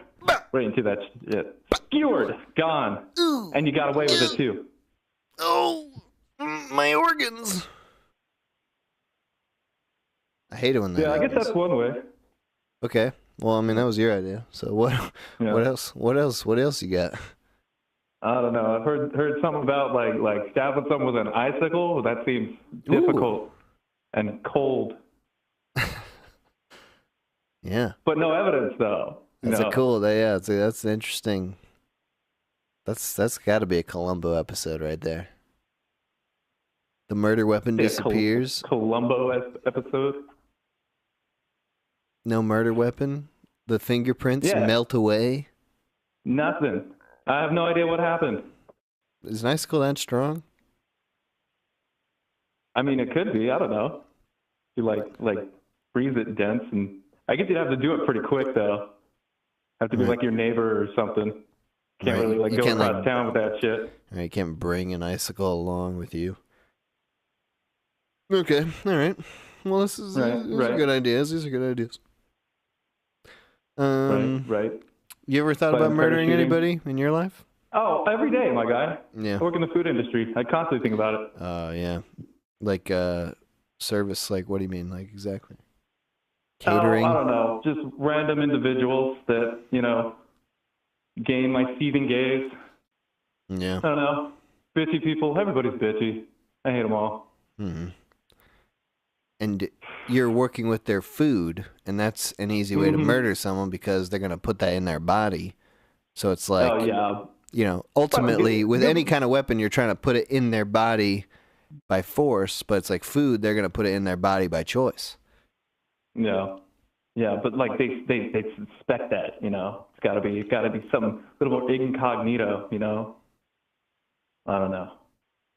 Right, like your body's like kind of, it's like ready, it's ready to be poisoned. It's like, wait a second, what? This tastes weird. Don't eat that. Don't eat that. Yeah, who cooked that? This guy? Straight to jail. There's no fucking way that guy did this right. I hate that guy. Yeah. Yeah. What would you do? I mean, unfortunate air is compressor accident. That's what I'm thinking. air compressor? Yeah. Like, you're gonna stick it in their ear or something? What do you mean? Well, I don't know. You say you like invite them over, okay, take them to the garage or whatever. You guys are fooling around the shop and you just kind of like playing around. Boop, hit them with a little compressed air. But Where? that shit. What orifice It do doesn't you really put matter. it in? You just gotta. What you try to do is you try to get an air bubble in their bloodstream. Okay, so Oh. it's just good contact and a little like, whoop, and it'll kind of sting, but might be upset. But they'll, if they don't know anything, they won't do anything about it, and then they'll die. It's great. Not that I would know. Dude, if that's scientifically accurate, that's horrifying. Oh yeah, that's an actual thing. A lot of people die from air compressors. Just like you just stick it anywhere and just like maybe you get a little air in your bloodstream and a capillary. Yeah, you don't do good with air bubbles in your bloodstream. That's a big no-no. But what about the fucking dermis, dude? What about the epidermis and the subdermis? How do you get the air through the skin? Oh, because your skin is like porous, exfoliates. Oh my god. Oh my god. So you could just be acting like you're playing a little harmless prank on your friend. Oh, I got you. Psst, I got you with the air gun. And actually you kill him? Right? Boom, stroke like 2 days later.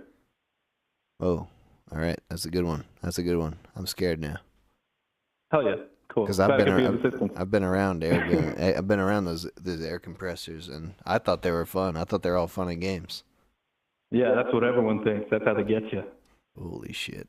All right, well, hey, thanks for calling in and giving us that hint. Hey, always a pleasure, my guy. All right, you have a good day. You too. Take care. Bye bye. That was a little. That one was scary to me. Am I just getting drunk enough that now I'm taking this seriously? Because I'm scared. Call from Jayden. Jayden. Hey, what's up? Jayden, we're talking about murder today. What do you got to say? Who you gonna murder? I'm more interested in who's trying to murder me. You ever get that feeling? Talking about suicide?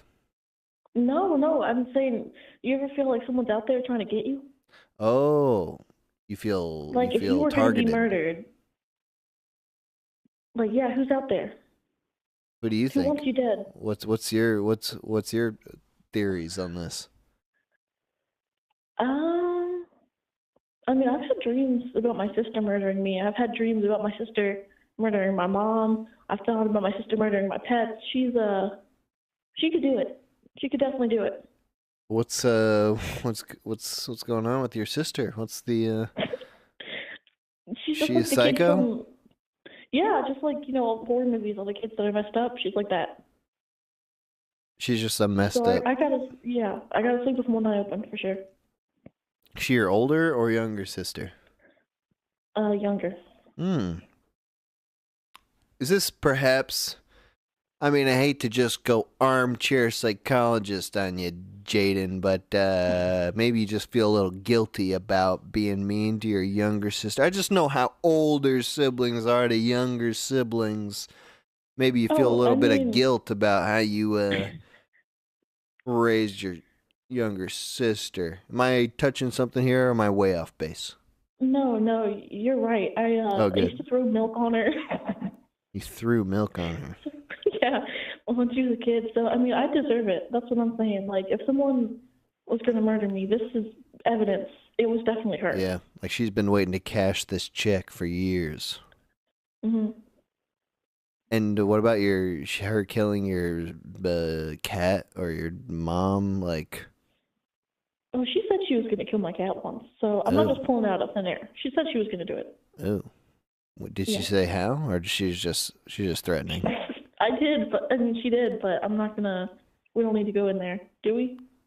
I mean, if you know, maybe it's good to get it out there in public, just in case. Well, I mean, if my cat gets strangled, it was her because that's what she said she was she's gonna gonna do. strangle your You know, cat. in, like Looney Tunes, when you like ring him by the neck. Oh, ooh, Yeah, that's graphic. I know, my poor cat. Is your cat still alive fine. today?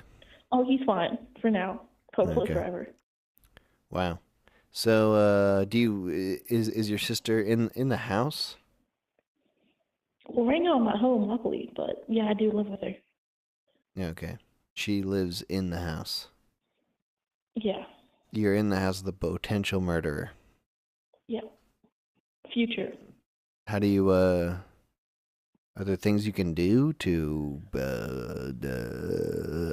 make amends or amend her psychology in some way to make her a normal, non-murdering person? You tell me. Oh, I don't know. I mean, she hasn't murdered yet, so we can't really draw too many conclusions. For what we know. That's a good point. It's a great You know, point. they always start with like little animals and then they move up. Work up to bigger animals. Yeah, because I see some dead squirrels. So Some dead what? squirrels. Okay, I thought you said turtles.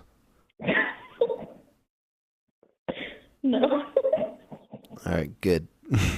Well, hey, I mean, maybe you could try killing her with kindness. I mean, we No? have that relationship. You have a brother, right? You ever thought about killing him? No. No, never. No, definitely. You always, every sibling has wanted to kill the other sibling. It's like the Kane and Abel thing. You just Who? want to. Who and Cain who? And Abel from the Bible. Chip and Dale? Yeah. When they all beat Chip to death. No, they're the best of friends and brothers. Are they brothers? Chip and Dale? I don't know. Yeah, I actually don't know either. I mean, they look alike, but maybe that's just squirrels. Is that racist? Let me look it up. Chip and Dale. Don't look it up. All right, okay. Jayden, well, what if your sister was listening to this right now, which obviously she isn't? What would you say to her from the bottom of your heart, from the honesty of the depths of your being? Would you plea that she change? Oh, excuse me, or would she? What would you say? I mean, I don't mind if it's me. Just leave the cat alone. All right, I think that's as good as it gets. Jayden, thank you for calling in. Thank you. Have a good night. You too. Bye. Okay. Good God. All right. This is the Murder Call-In Show. This is, I feel like we're getting a wide variety of perspectives on this. Nobody's spoke out against murder yet, which is it's just like something to mention or think about. That's not against the rules. You can say murder's wrong. You're allowed to do that. You don't have to. You definitely don't have to. And if we continue down this path, we won't. for now, I'm going to go to the bathroom. We're going to have a short break here. We'll be back in a few minutes with more calls.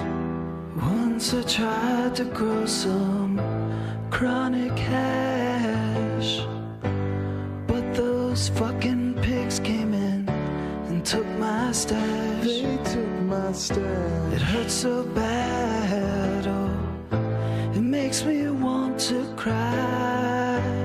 Oh, how much I need to get high. Mary Jane, come get me out of my brain.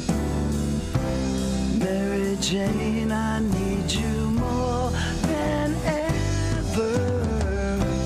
Mary Jane, will we meet again? Mary Jane, please get me high. So high, so high. I wanna do it again, but I'm high now. Gonna get it the wild, try now. I'ma do it the wild,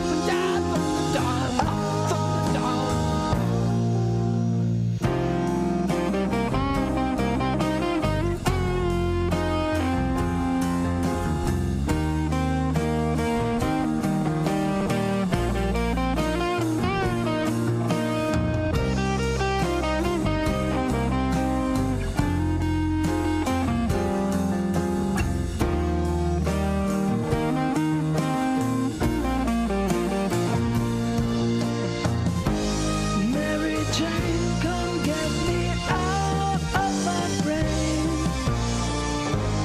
Mary Jane, I need you more than ever. Mary Jane, will we meet again? Mary Jane, please get me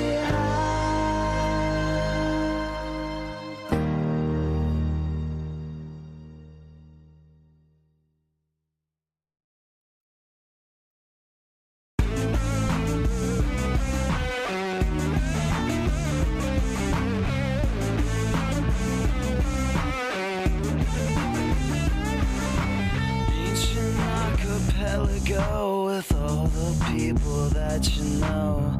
Such a forbidden task, another Joe Montana mask. It's got to come out of me. Gotta come out of me. It's got to come out of me. It's gotta come out of me. It's got to come out of me. It's gotta come out of me. It's got to come out of me. It's gotta come out of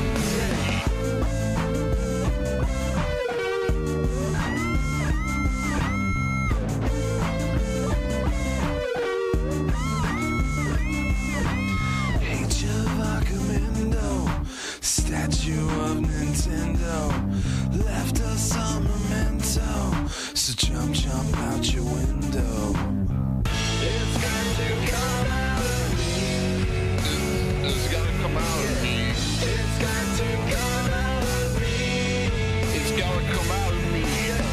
It's got to come out of me. It's gotta come out of me. It's got to come out of me. It's gotta come out of me.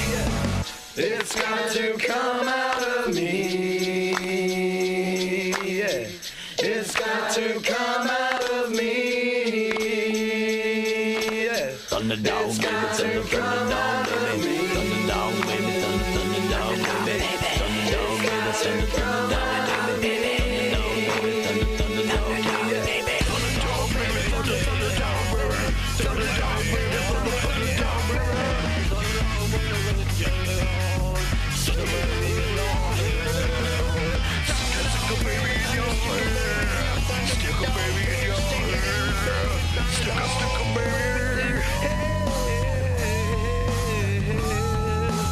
Age of Archimendo, Age of Archimendo, Age of Archimendo, Age of Archimendo, Age of Archimendo, Age of Archimendo, Age of Archimendo, Age of Archimendo.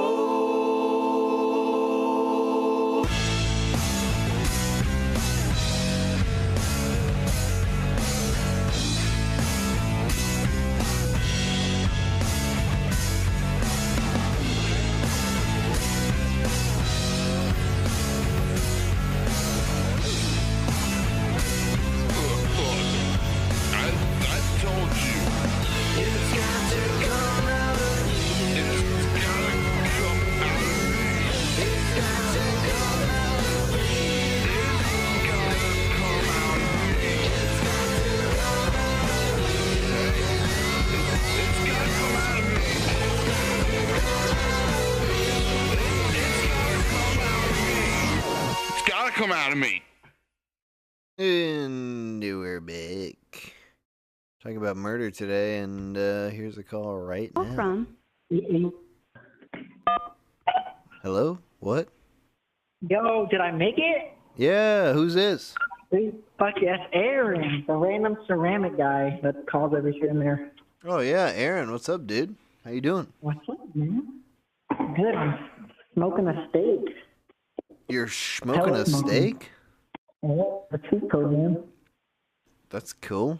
We're talking about murder today. And you just murdered a cow. Dude, yes. You feel about that? But my girlfriend, I'm gonna eat the fucking cow, bro. Come on now. What you talking about? That's better than just a cold-blooded murder. At least you're getting something out of it. True. My girlfriend doesn't eat beef only because she thinks cows are too cute, and she actually kind of gets like bummed out about it. They are cute. You know? I mean, but man's got to do what a man's got to do. I know, man. Let me eat my shit. So, what do you have to say about murder today? You got some hints for potential murderers out there, or maybe you want to rail against murder? That'll be a first on the stream. I mean, I don't think murder is good. I had a friend get domed because of so this dude, right? I feel bad because I feel like me and my brother, we're a bunch of hooligans when we were little kids and we fucked around a lot. And so we met this nice little Christian boy who we kind of got into some bullshit. And then from there, I feel like we were that gateway drug and he got into a bunch of bad shit. You know, drugs and the usual. I think he started dealing drugs, which was the problem. And fucking, like, it went bad. I don't know. He pissed a couple people off and they fucking shot him. You had a friend who got murdered? Yeah, so they're straight up murdered. I feel really bad because, like, we're still close with his family, but over the years I kind of grew distant from him because he was fucking around with bad shit. And also joined the military, so I'm like, I'm not home. How close of friends were you with this guy? At one point, very close. My brother was a lot closer because he'd hang out with him, and I kind of stopped because he was doing, like, drugs and all that other random bullshit. Wasn't my thing. I mean, you sound. You just don't sound. I mean, how long ago was this? A couple years. You don't sound that affected by it, to be honest. I'll be honest. Now, after a while, I feel worse off for his family, and I do feel bad. It's just since we stopped being closer, it's like dwell on it. Like I'm like pacing real hard because if I'm on the phone, I pace. That's cool. You know, like good old ADHD. Love doing that. Yeah. If I sit down and get bummed out about it, I'll sit down and get bummed out about it, but I kind of don't want to. What do you think about in that scenario? Are you kind of just is the sadness just being like about the circumstance, like that he was caught up in this scenario that led to this event? It's more like the dude's gone, you know, and like his family, they're really, really nice people. Like, you think of Christian people and you kind of sometimes you think like, oh, these motherfuckers like throwing their beliefs down, you throw blah, blah, blah. I don't like big religion, so, you know, I got a bad, when I hear something like, oh, I'm Christian, I'm like, okay, so you're probably like possibly an overbearing bastard. Right, It's people like proclaiming it to me. We like to dunk on those people. Yeah. But this family, well, yeah, they were Christian, and, like, they talk about God and whatnot, but they were still, like, super nice. Because, like, growing up, they were neighbors down the street. And growing up, like, they just kind of took care of us. And didn't really ask for anything in return. You know, like, it was his grandma. And then I remember, like, I saw him playing with a sword outside on his yard, and I'm like, yo, man, you want to hang out? And he's like, sure. How do you think that happened then? Like, going down such a fraught road, a fraught path that actually led to being fucking murdered. I mean, that is not the path that most of us take. I know. So growing up, you know, like he'd hang out with me and my brother. And my brother Robert was Like, he's gotten to some drugs, but not nearly the type. He's gotten to some fucking around. What are the drugs, by the way? Like, what drugs are we talking about? I know for sure, like, pot, acid, shrooms. Not like the harder ones, but I could imagine this guy getting probably, like, cocaine. I don't know if he ever did meth or anything crazy, but I can imagine he got into coke. Okay. But he was he's a little bit of an asshole sometimes, because I remember in like 8th grade or something, he started like the duct tape wallet hustle. And sometimes people would give him money for stuff, and he just wouldn't fucking finish the duct tape wallet and get it back to him. He's like, oh, well, fuck it. They're not going to come back to me. And I'm like, bro, what? You got to like give me the product. And I think like from there, hanging out with my brother, just hanging out with people, like a bunch of potheads, he just started, like, no, I'm not saying like, oh, weed smokers are going to get you fucking murdered. I don't know how he did it, but he got in with the wrong people, through the stoners, through like fucking around. Since his parents were kind of Christian and a little bit imposing, I bet that, like, you know, like a lot of Christian parents kind of breed sneaky fucking children if they're super strict. I could see that. Like the need to, like, if you got parents that are so strict that it's like you can't tell them the truth ever, so it's kind of, you get used to lying to them, and then you could just go down a whole path of lying about everything. So he was people were buying duct tape wallets from him, and he wouldn't finish making them. Yeah, that was in like 8th grade, you know, some shit like that. That's I know, interesting. like, bro, and so I think he might have fucked over someone similarly. I think, if I remember when my brother. No, he didn't get shot over. You're not saying he got shot over a duct tape wallet, though, right? No. It was a drug dispute. Things. Yeah, they caught the people. One of them off themselves, which, you know, fuck it, good riddance. Can't take the fucking. Don't walk the walk, or don't talk the talk. You can't walk the walk. I say that like in a kind of morbid way because the dude killed himself. But that's what you get for fucking rolling up like 4 or 5 deep with your buddies to murder somebody. Like, go fuck yourself. And these people are like, like 17 to 20, you know? Like, these are young people. They're like kids. Yeah, fucking, like right out of high school, around that age, and fucking they just, I don't know, I guess he was driving and they fucking shot him. So what's your personal feeling towards these sort of people? It's like, they're young, but they're also like, they're just going down such a stupid path. I mean, do you feel bad for them, or do you feel like they were asking for it? It depends on the person. Like, my oldest brother, he is a victim. Like, he's been into hard drugs.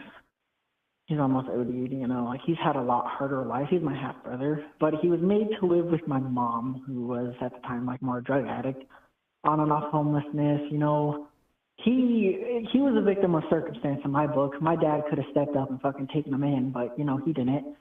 His biological sister, her foster parents, because after my mom and dad split, like, her more kids went to her, and then us, my dad's kids went to my dad. And fucking, he's just had a hard upbringing because he was stuck with my fucking deadbeat mom, you know? But some people just be getting into stupid shit. Like, I'll be honest with my friend, he had a good life. He had a loving mom, you know, sometimes she was controlling, you know, a little overbearing with the Christianity bullshit. But his grandma, like, they all loved him, you know? They all fucking loved him, and he still got into this shit. And he's told me before, like, back in high school, he's like, nah, man, I've been smoking cigarettes. I don't know. Like, it was just cigarettes, but it's still like, I don't know why I've been lying to you about it. Like, I got to stop, man. And, like, you see that, and you see they know they're doing some dumb shit, and they still go. And you can't help someone who don't want to be helped, you know? Yeah, man. I mean, so there is some sort of distinction in your mind of, like, people who are victim of circumstances versus, like, people who are just, they keep choosing the wrong thing even though they've got the capacity to be better. Yeah, basically. I think society needs to be better, you know, like, offer more support. mental health, all this bullshit. I'm not like calling for socialism, but like a couple socialist things, might be nice. You know? Do you think Maybe that like that would have fucking made a teenagers when difference in the scenario of your friend? See, that's a tough question because shit like this is gonna happen regardless. I don't know how much it would have helped. I feel kind of like an asshole. I felt like I should have been there more, but he stopped hanging out with me. I stopped hanging out with him and talking as much, and like, it's a natural course of life. Yeah, I mean, it is weird with people. It's like, I mean, how there's being there for support, but there's also, it's like you can't make choices for people in their own lives, like. Yeah. So it's definitely, it's a hard thing to figure out, like how much, because having like, if his parents are overbearing, like you said, like being overbearing is a sort of person who is trying to make choices for you, and that could have the adverse effect of like, I'm not going to listen to you at all because you're trying to have too much control over my life. Yeah. Honestly, that's my thought process on it too. So, but shit's rough. Well, hey, He's a Aaron, good thanks for dude. calling in about an actual murder. It's horrible. Am I the first?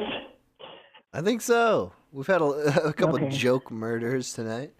Damn. I was playing Dota 2, got the notification, was like, oh, fuck, man, let me join them on this. Dude, well, we appreciate it. It's Right. good hearing from you, man. Yeah. You too, man. Have a good one. All right, you too. Oh, it's not all fun and games with murder. Sometimes people actually get murdered.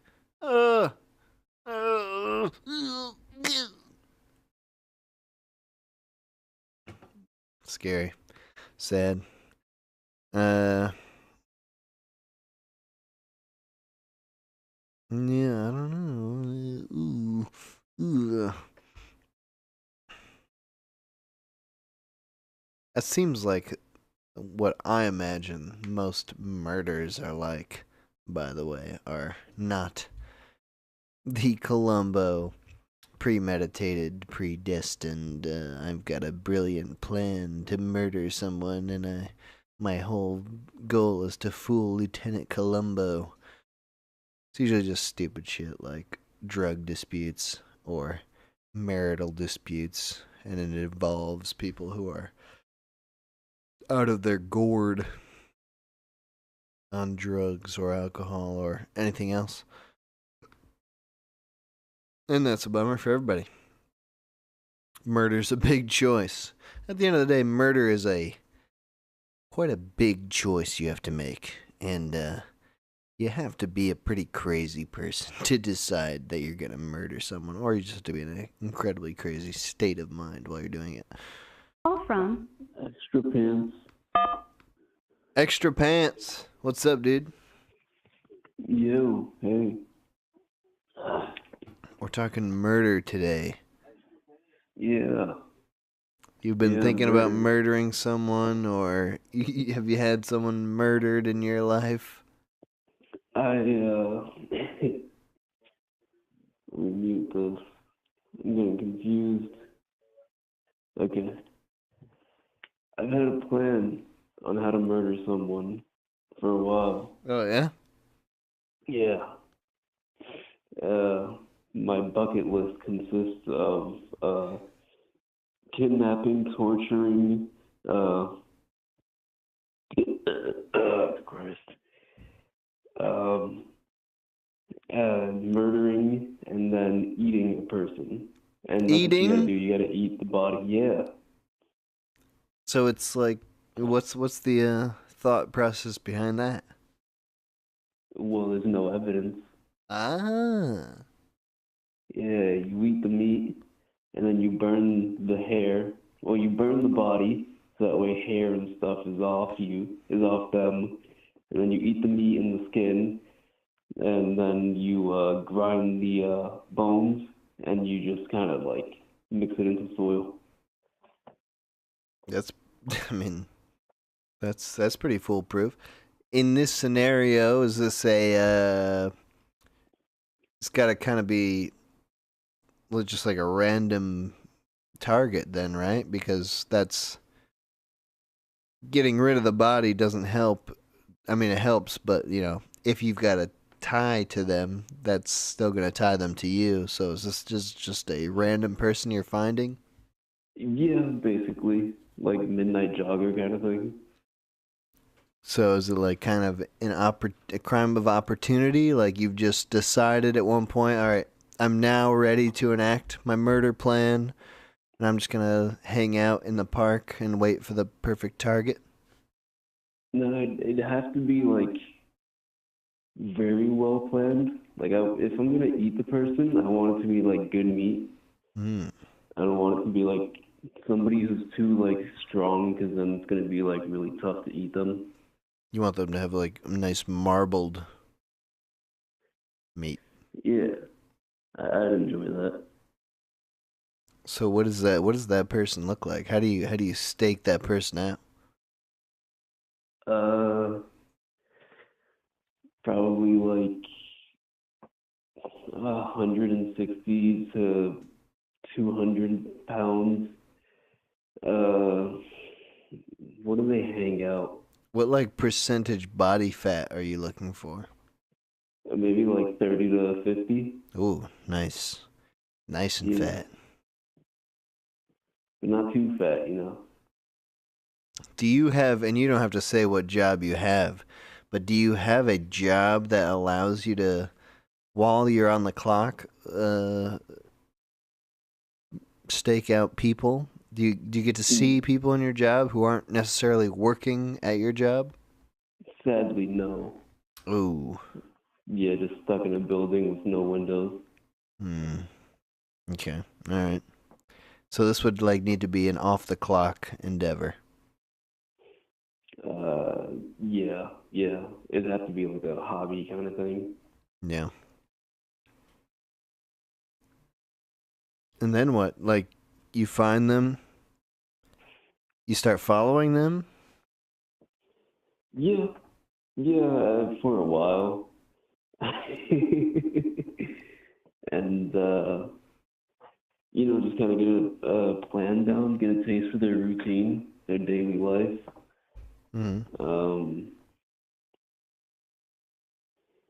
There's going to be a moment where I'll know when to strike, Who it is, or when to do it? When to do it, yeah. Finding who it is, that's going to be an issue, because I would need an outdoor kind of hobby, and I don't really like being around people, so it's like a catch-22 or something. Are there any factors that would disqualify a person beyond their meat? I'm talking about like in their life, like if they have children or something of that sort. Are there moral disqualifying factors for you? Man, I never thought about this part. I'm not gonna eat kids. Yeah. And that's mostly because they don't have enough meat. It wouldn't sustain you for long enough, but that's like veal. Oh my God, you're So, right. Sort of be like the upper echelon of meat. Right? They'd be so tender. But is there a moral aspect of this? I mean, is there some sort of person who you would think of would be off limits? Perhaps I don't know if you're a religious man, but a priest or a nun, or just, is there any sort of person who might be like, I wouldn't eat them, I would feel bad eating them, essentially? So the moment you asked if there was like anybody who'd be off limits, I thought like maybe a nun. Oh yeah. But then I thought I'm kind of like a degenerate, and I would love to defile a nun. I don't know if that counts as like eating them, but So you can't think of anybody specifically who you wouldn't eat. you said no kids, but then I kind of no kids. You kind of maybe you're waffling on that a little bit.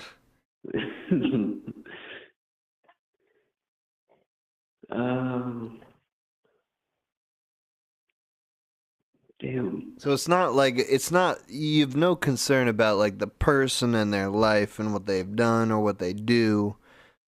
This is no, it's fully just like I'm kind of interested in what human meat tastes like, and I want a good sample of that. Yeah, so that's totally devoid of a person's actions. And that makes sense. I mean, if you're just interested in the meat, like, I wouldn't care in terms of cows, like, what cow is the nicest cow or doing the most good for cows in the world. Like, it doesn't really make a difference to me. Yeah. This is food. All right. But for you, the food is part of just getting rid of the evidence. Or is the food the main thing? Is that... When you were first telling me, I was thinking, like, the food was a way to get away with murder, and so maybe the murder was the main thing. But now it seems like the food is really the main thing. Are you hungry? Are you needing food? Will you send me food? I mean, if it will stop you from murdering, I guess I have to. It seems like my moral responsibility. No. It was just in 6th grade. A friend of mine asked me, "Would I ever eat a person?" And I never let go of that question. You've been thinking about it ever since 2006. Wow. Yeah. And the answer is yes. Seems. Yeah. Absolutely. I kind of need to taste it at some point in my life. Well, then, I mean, you don't have to necessarily do that yourself. I mean, I'm sure that you could find a place. Nah. No? I need to know that it's a person. Okay. So yeah, if I go to a place, what if they serve me cow meat and they're just like, nah, don't worry, that's a guy. I see. Yeah. It's a good point. That's what I would do if I was in the position. A cannibal restaurant? Exactly. I would just fucking... I mean, because just the legal troubles and the... and the, you know, the logistics of it. It's a lot easier to kill a cow than it is to kill a person, I think. Yeah, it probably is. I mean, I would think it'd be like the same. I mean, a cow, you can just go to a cattle farm, kill a cow. It's like, it's still illegal, but it's, I don't know, you're in terms of legality, yeah, it's easier. But like, if you wanted to, I could walk outside right now and stab somebody. All right. So what's stopping you at this point? And maybe this will be this is the final question here. What's stopping you at this point from doing it? I'm in a very good position in my life. I don't want to. You don't want to lose what you have. This moment. If I retire, then I might go cannibal. Or if I hit rock bottom, you know, I'm sucking dick for like food. Yeah. I'll maybe go cannibal. I mean, it's purely curiosity. Yeah. An odd fixation that I've had since I was a child. Yeah. All right. Well, thanks for calling in. Yeah, anytime, bro.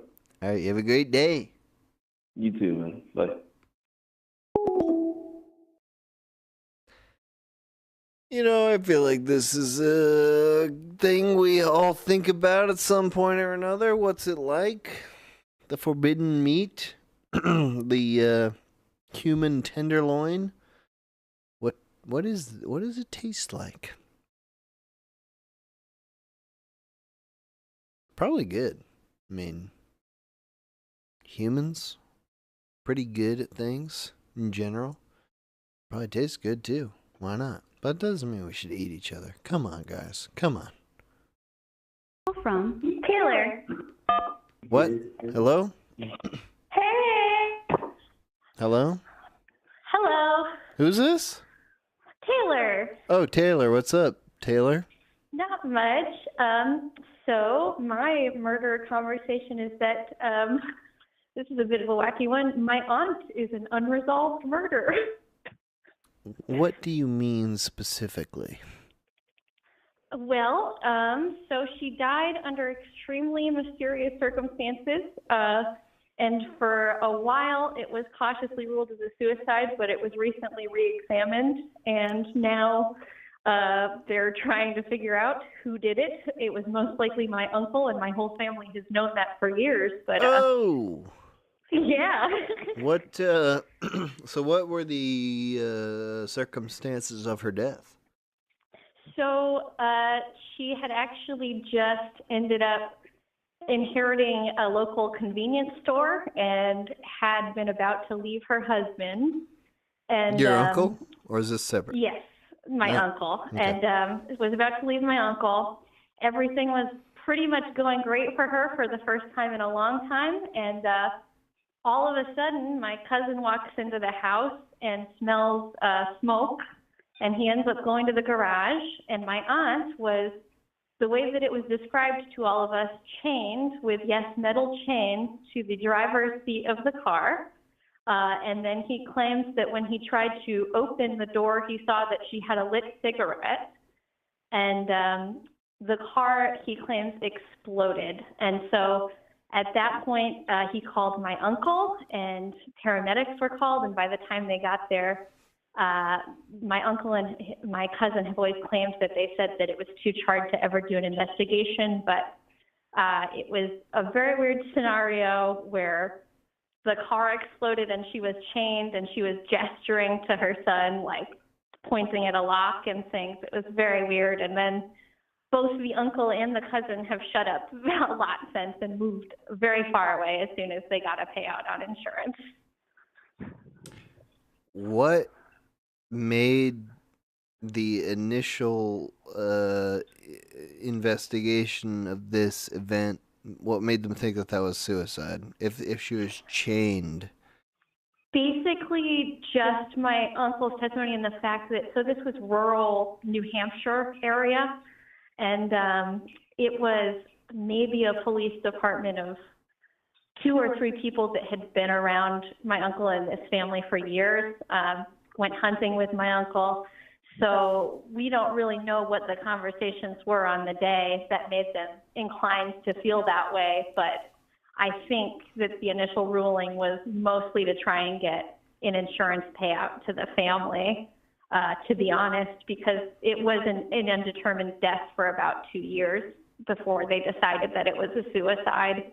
And then this was about 7 years ago now. Only this year are they re-examining it. Okay, I don't know I don't know anything about insurance payouts, but doesn't suicide make it so that you don't get an insurance payout? I have no idea on that actually, because that was a big point of contention. So she had, on top of her insurance stuff, she had money set aside that she had been saving to buy the convenience store, but when she had worked there for about 20 years, when the guy that owned it retired, he ended up just giving it to her. And it wasn't anything that was going to make her $1 million, but it was enough that she could support herself. And it was about $20,000 that she had in a safe that he took and basically spent pretty quick. It was gone within a matter of months, the cash. So I'm confused. Okay. The uncle, what seems like I'm listening to this and just being a very cynical perspective on this, but it's like the uncle killed the aunt, chained her to a car, and some of us in the family kind of pushing for the reexamination because he's been convicted of other things, and he threatened her a lot. She had said to us shortly before she died she was afraid that something would happen and he would be the cause of it.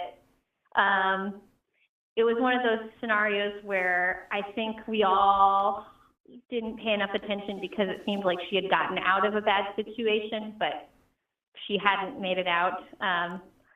But it was, we all think that he did it basically in either a break of insanity or something else, because at the time he was hanging around with like 17-year-old, 18-year-old girls and giving them drugs and partying with them, and then coming back home and beating the crap out of my aunts, unfortunately.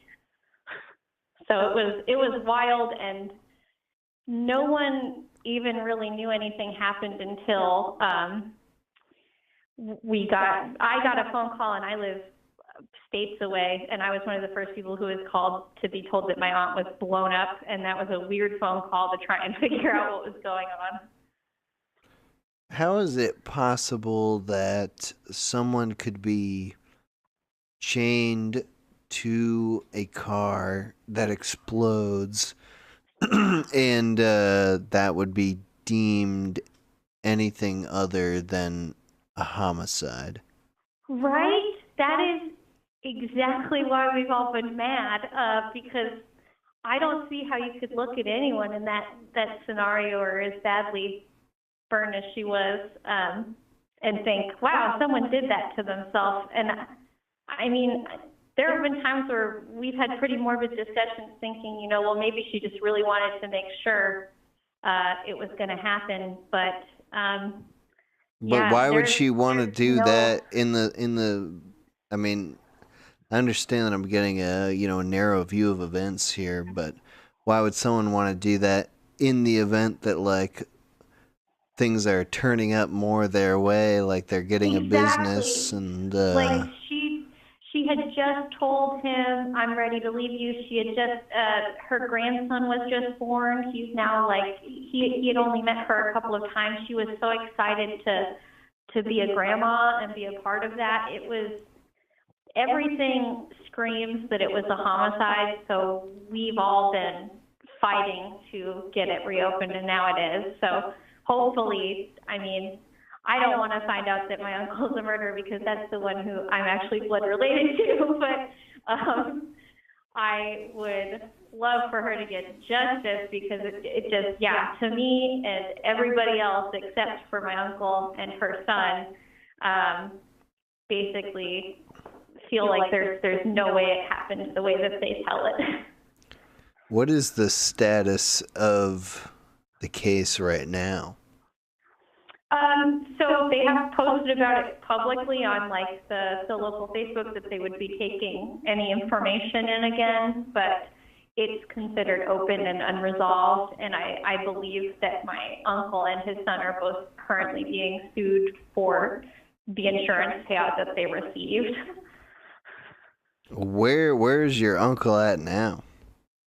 He's in Maine, actually, now. Maine, between Maine and Florida, he's going, last I heard.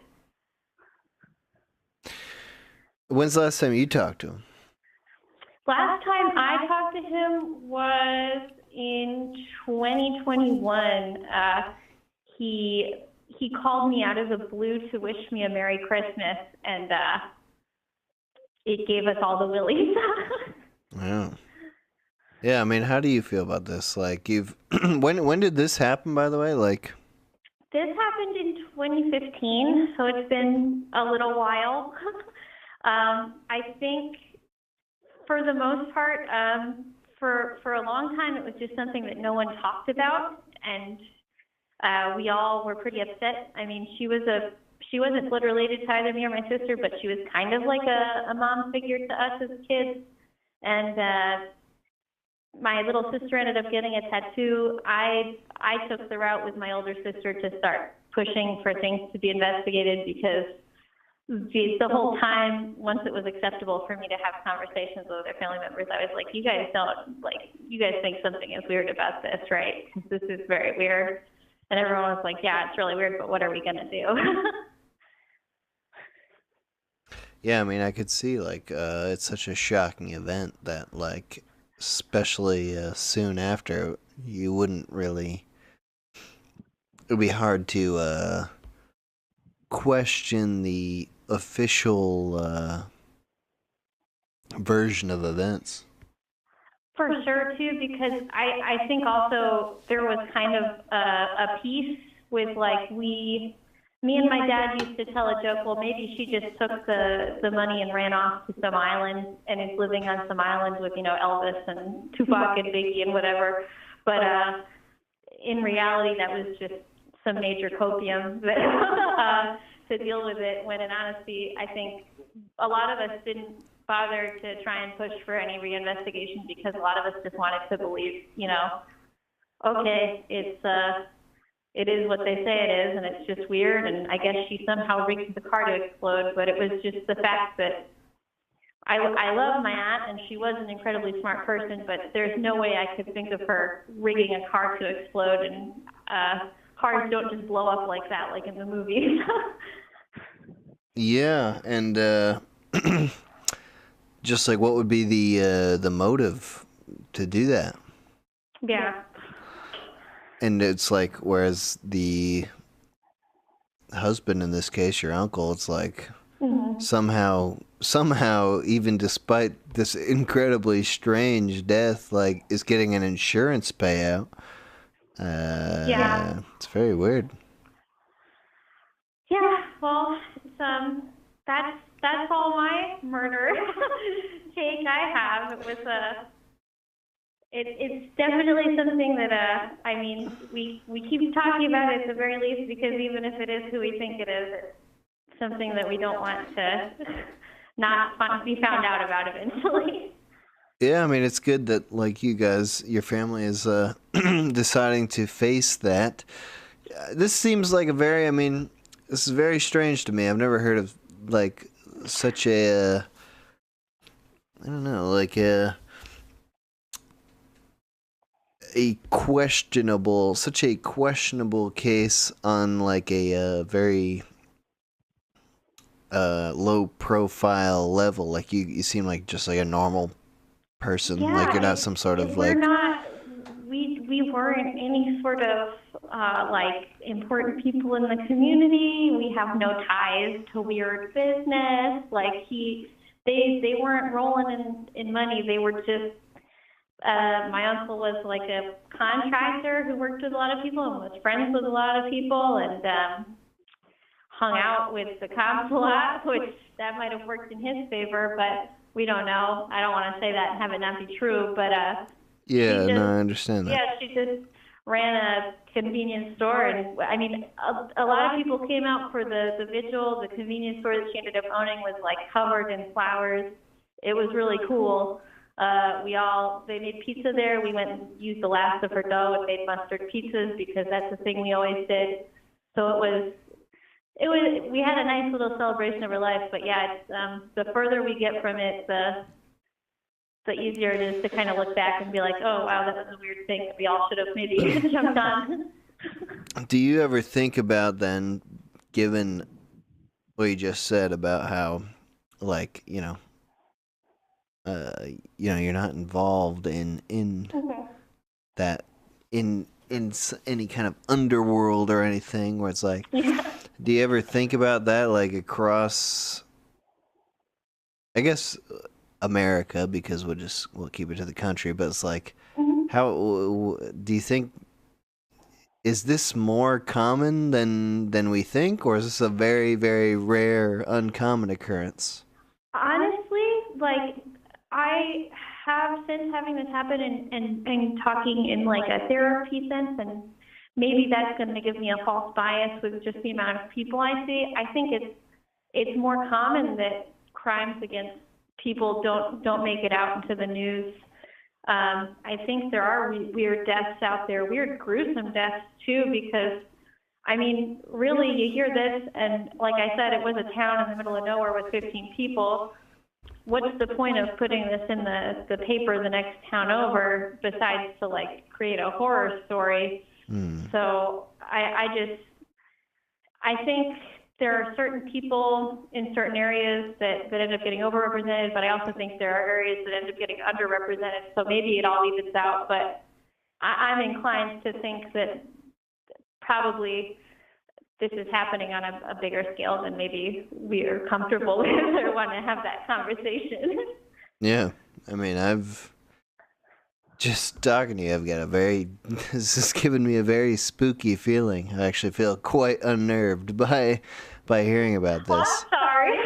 No, I think, I mean, it's a good way to end the Moida stream, because you freaked me out. I'm freaked. I'm sorry.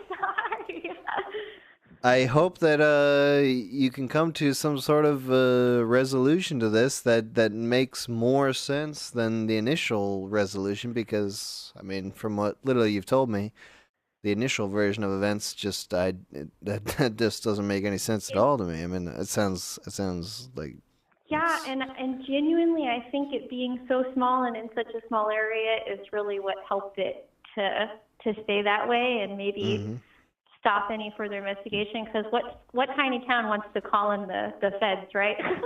yeah, and yeah, it's So- like if someone who is close with the law enforcement in such a small area, like they can just kind of provide enough of a story that it's like, I don't know, I find that very spooky. Oh, well, I'm glad I could share with you, and thank you for having me. Yeah, thank you for spooking me. I hope that it all works sorry for out, and I'm sorry your uncle is potentially a horrible murderer. Well, hopefully if he gets put away, and hopefully nothing like this ever happens to you or anyone on here. Yeah, good. All right. All right, Thank well, you. you have a good night. You too. Bye-bye. Ooh, my God. I'm greatly disturbed by that.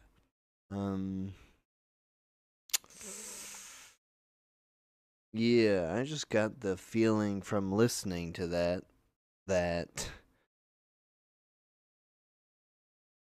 I mean, I get the feeling that I don't want to jump totally to conclusions, and that was something that she was saying was, we don't want to just, like, lose our heads and be like, oh, yeah, he fucking did it, and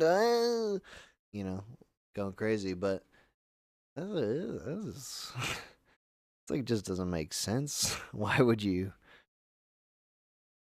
I don't know. That just doesn't, from a common sense standpoint, it doesn't make sense, but we, can't really, I know practically nothing about the situation, so I'm drawing a lot of conclusions. But it is spooky to me. Just as my feelings are coming in now, I'm incredibly spooked by that, and the idea that just people probably murder people all the time, and they're not caught.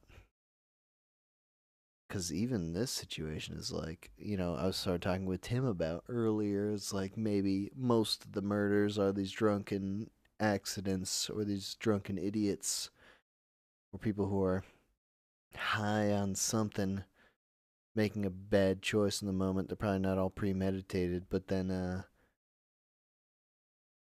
sort of get the feeling based on this last call, it's like if you premeditated it, even if you weren't that good at it, maybe you would just get away with it. And maybe there are horrible, horrible people who get away with it every single day. And Columbo is just a fucking myth. He's like a guy that we wish was out there, but he's not real.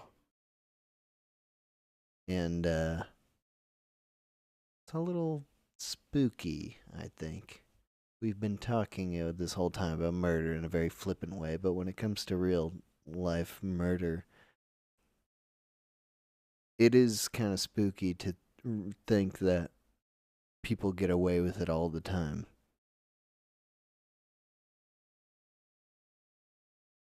I think of myself as a realist, but I feel like in a sort of naive way, like I think that people do they don't get away with it.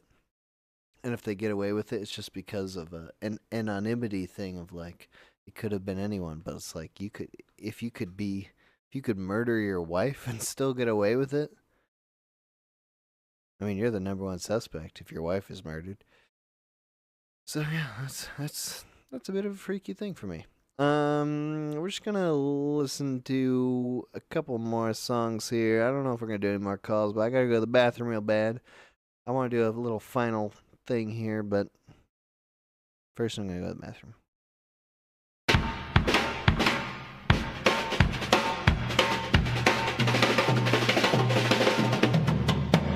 Shoot from the hip, hollow bend to the lip, and then you light up that foil till the crank starts to boil. I'm smoking crank, baby, I'm smoking crank.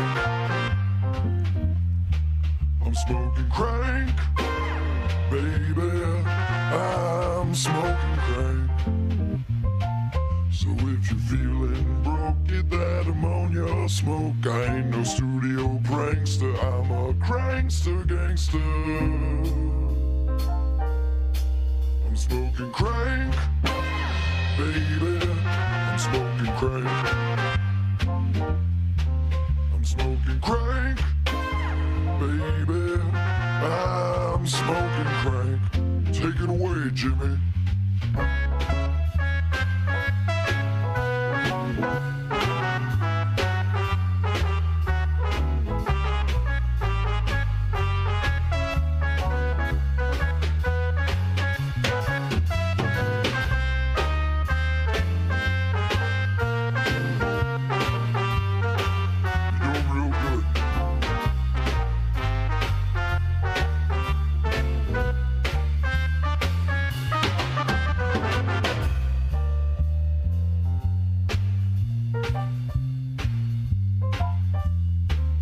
Smoking crank, baby, I'm smoking crank.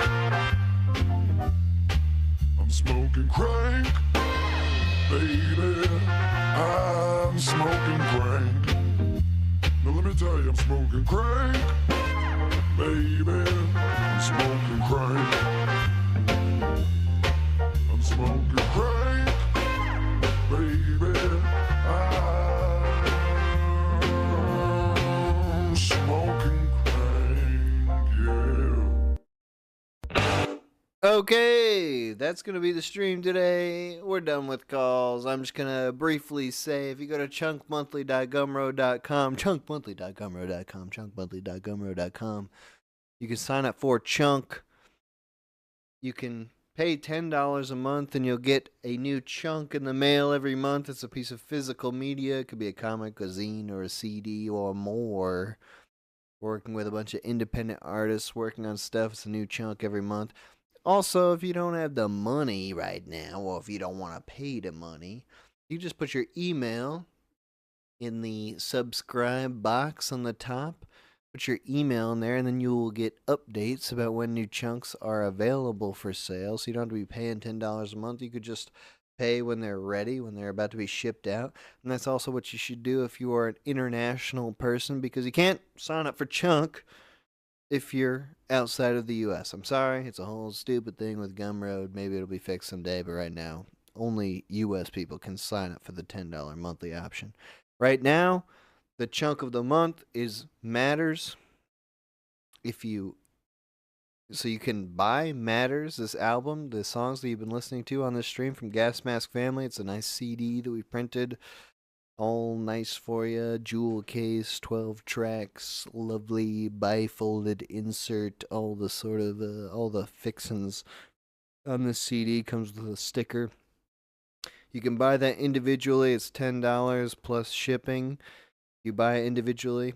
When you're doing Chunk monthly, you're paying just $10 flat. That's shipping included. If you sign up for Chunk monthly right now, what you're paying for is Bug Saga, Volumes 3 and 3.5.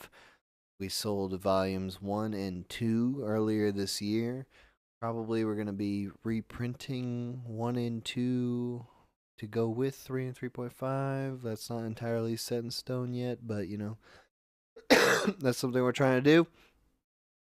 chunkmonthly.gumroad.com. It's a monthly publishing and printing thing that me and Moxie Famous are doing. It's new stuff every month, independent artists. You can sign up for the monthly thing. You can put your email in, just get information about when it's coming out. That's the whole deal there. This month, all the music that's been going on the stream, Matters, the Matters album from Gas Mask Family. You can buy that right now. Okay. I'm going to stop the stream. I'm going to play just the remaining songs on this album and then call it for this stream. We've got 3 more songs here, so we're just going to play. You know, it's like 12 minutes, 10 minutes of music here just to play us out. Thank you for everyone who called into the Moida stream. I got really spooked by the last call. I don't want to talk to anybody anymore. I don't want to make light of murder anymore because we just got wind of what sounds like a real murder, and it freaked me out. And I'm freaked. I'm freaked and spooked, and that's got to be that. But thank you everyone who did call in. It was a good time. And check out Chunk if you're interested in that. We've put out 10, 12 chunks so far. All fun stuff. Comics, zines, CDs. There's more to come. There is a new minute-hour album that is in the works called YouTube Heaven that will be published through Chunk. It'll also be free on YouTube. So these Chunk things, you don't have to buy them to experience them, but you buy them to get them physically. So with YouTube Heaven, that'll be on YouTube. You don't have to pay for it, but you can pay for the CD when that comes out in a few months down the line. With this Matters album, you can find that album on Bandcamp. You can stream it there. Matters, Gas Mask Family, Bandcamp. Search that. You'll find it. Or you can just listen to the music that we're playing on the stream right now. But if you want the actual physical CD, then you buy it through Chunk. And it's worth it. It's a nice CD. It looks nice. Everything is all done up nice. We put a lot of effort into designing it and putting it all together. So we think it's worth it. And yeah, that's that. Thank you again for calling in and listening. And we'll be back in a couple weeks.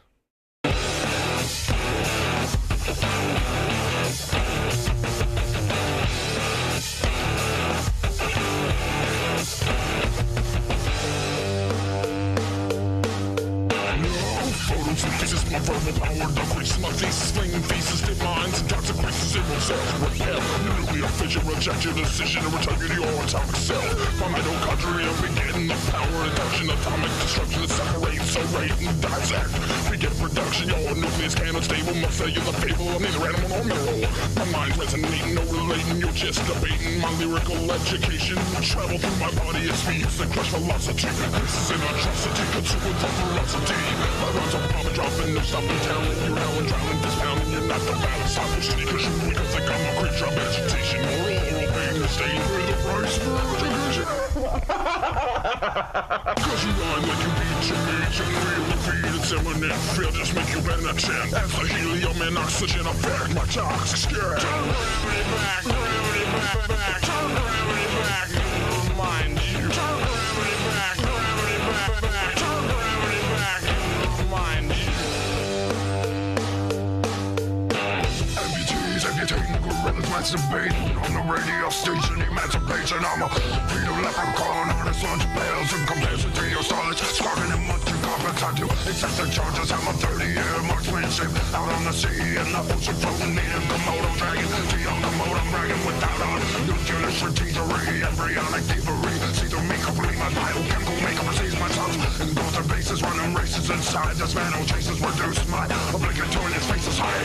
Where's your mask? I shed some new blood, red eyes under the microscope. Shooting out photo factory, pain, rain, split pain. Say less cathedral, spiritual evil, Knievel, jumping a motorcycle red. I don't allow photosynthesis, I block the sun, your power decreases, I flow. Become the setting sun, that's from the light in this great setting. I assume the verbal remains with my real rage.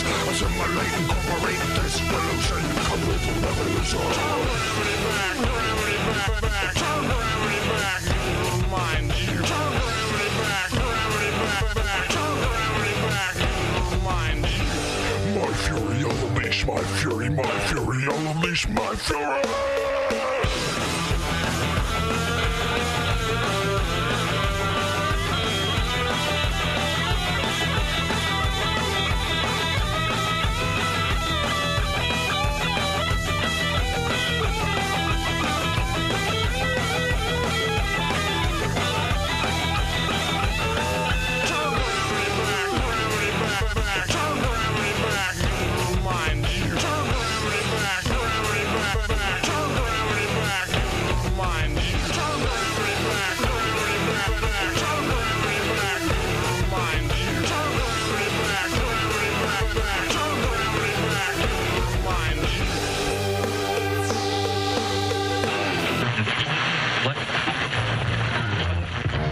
Revelations 1,007,014. And Joseph of Arimathea spoke to his people. For all you who have forgotten, I will stop time, turn gravity back, and remind you. Gravity back, turn gravity back, and remind you. Turn gravity back, turn gravity back, and remind you.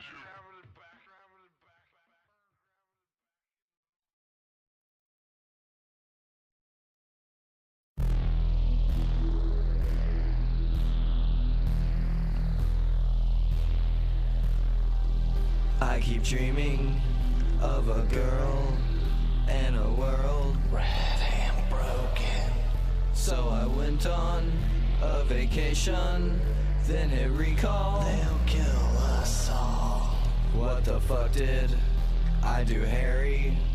I don't know anything about Mars. I killed Harry and my wife too. I'm assassin. Total recall. Let them breathe. I'm a man of my actions, not a man of my past. Breathe blue unto red.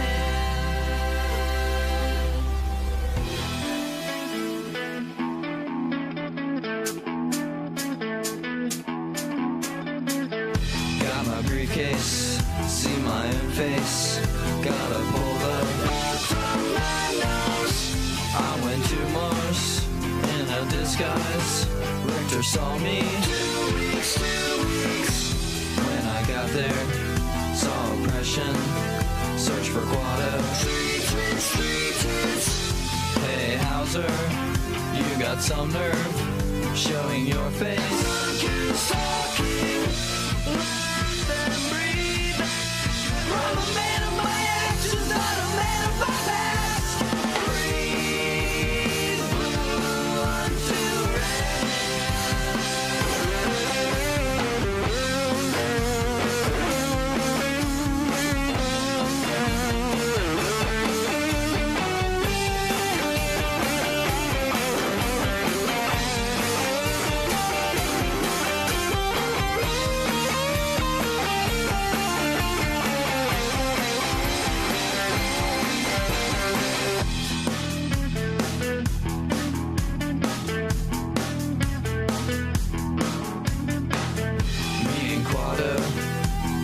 crazy, mutant stomach. Words to live by.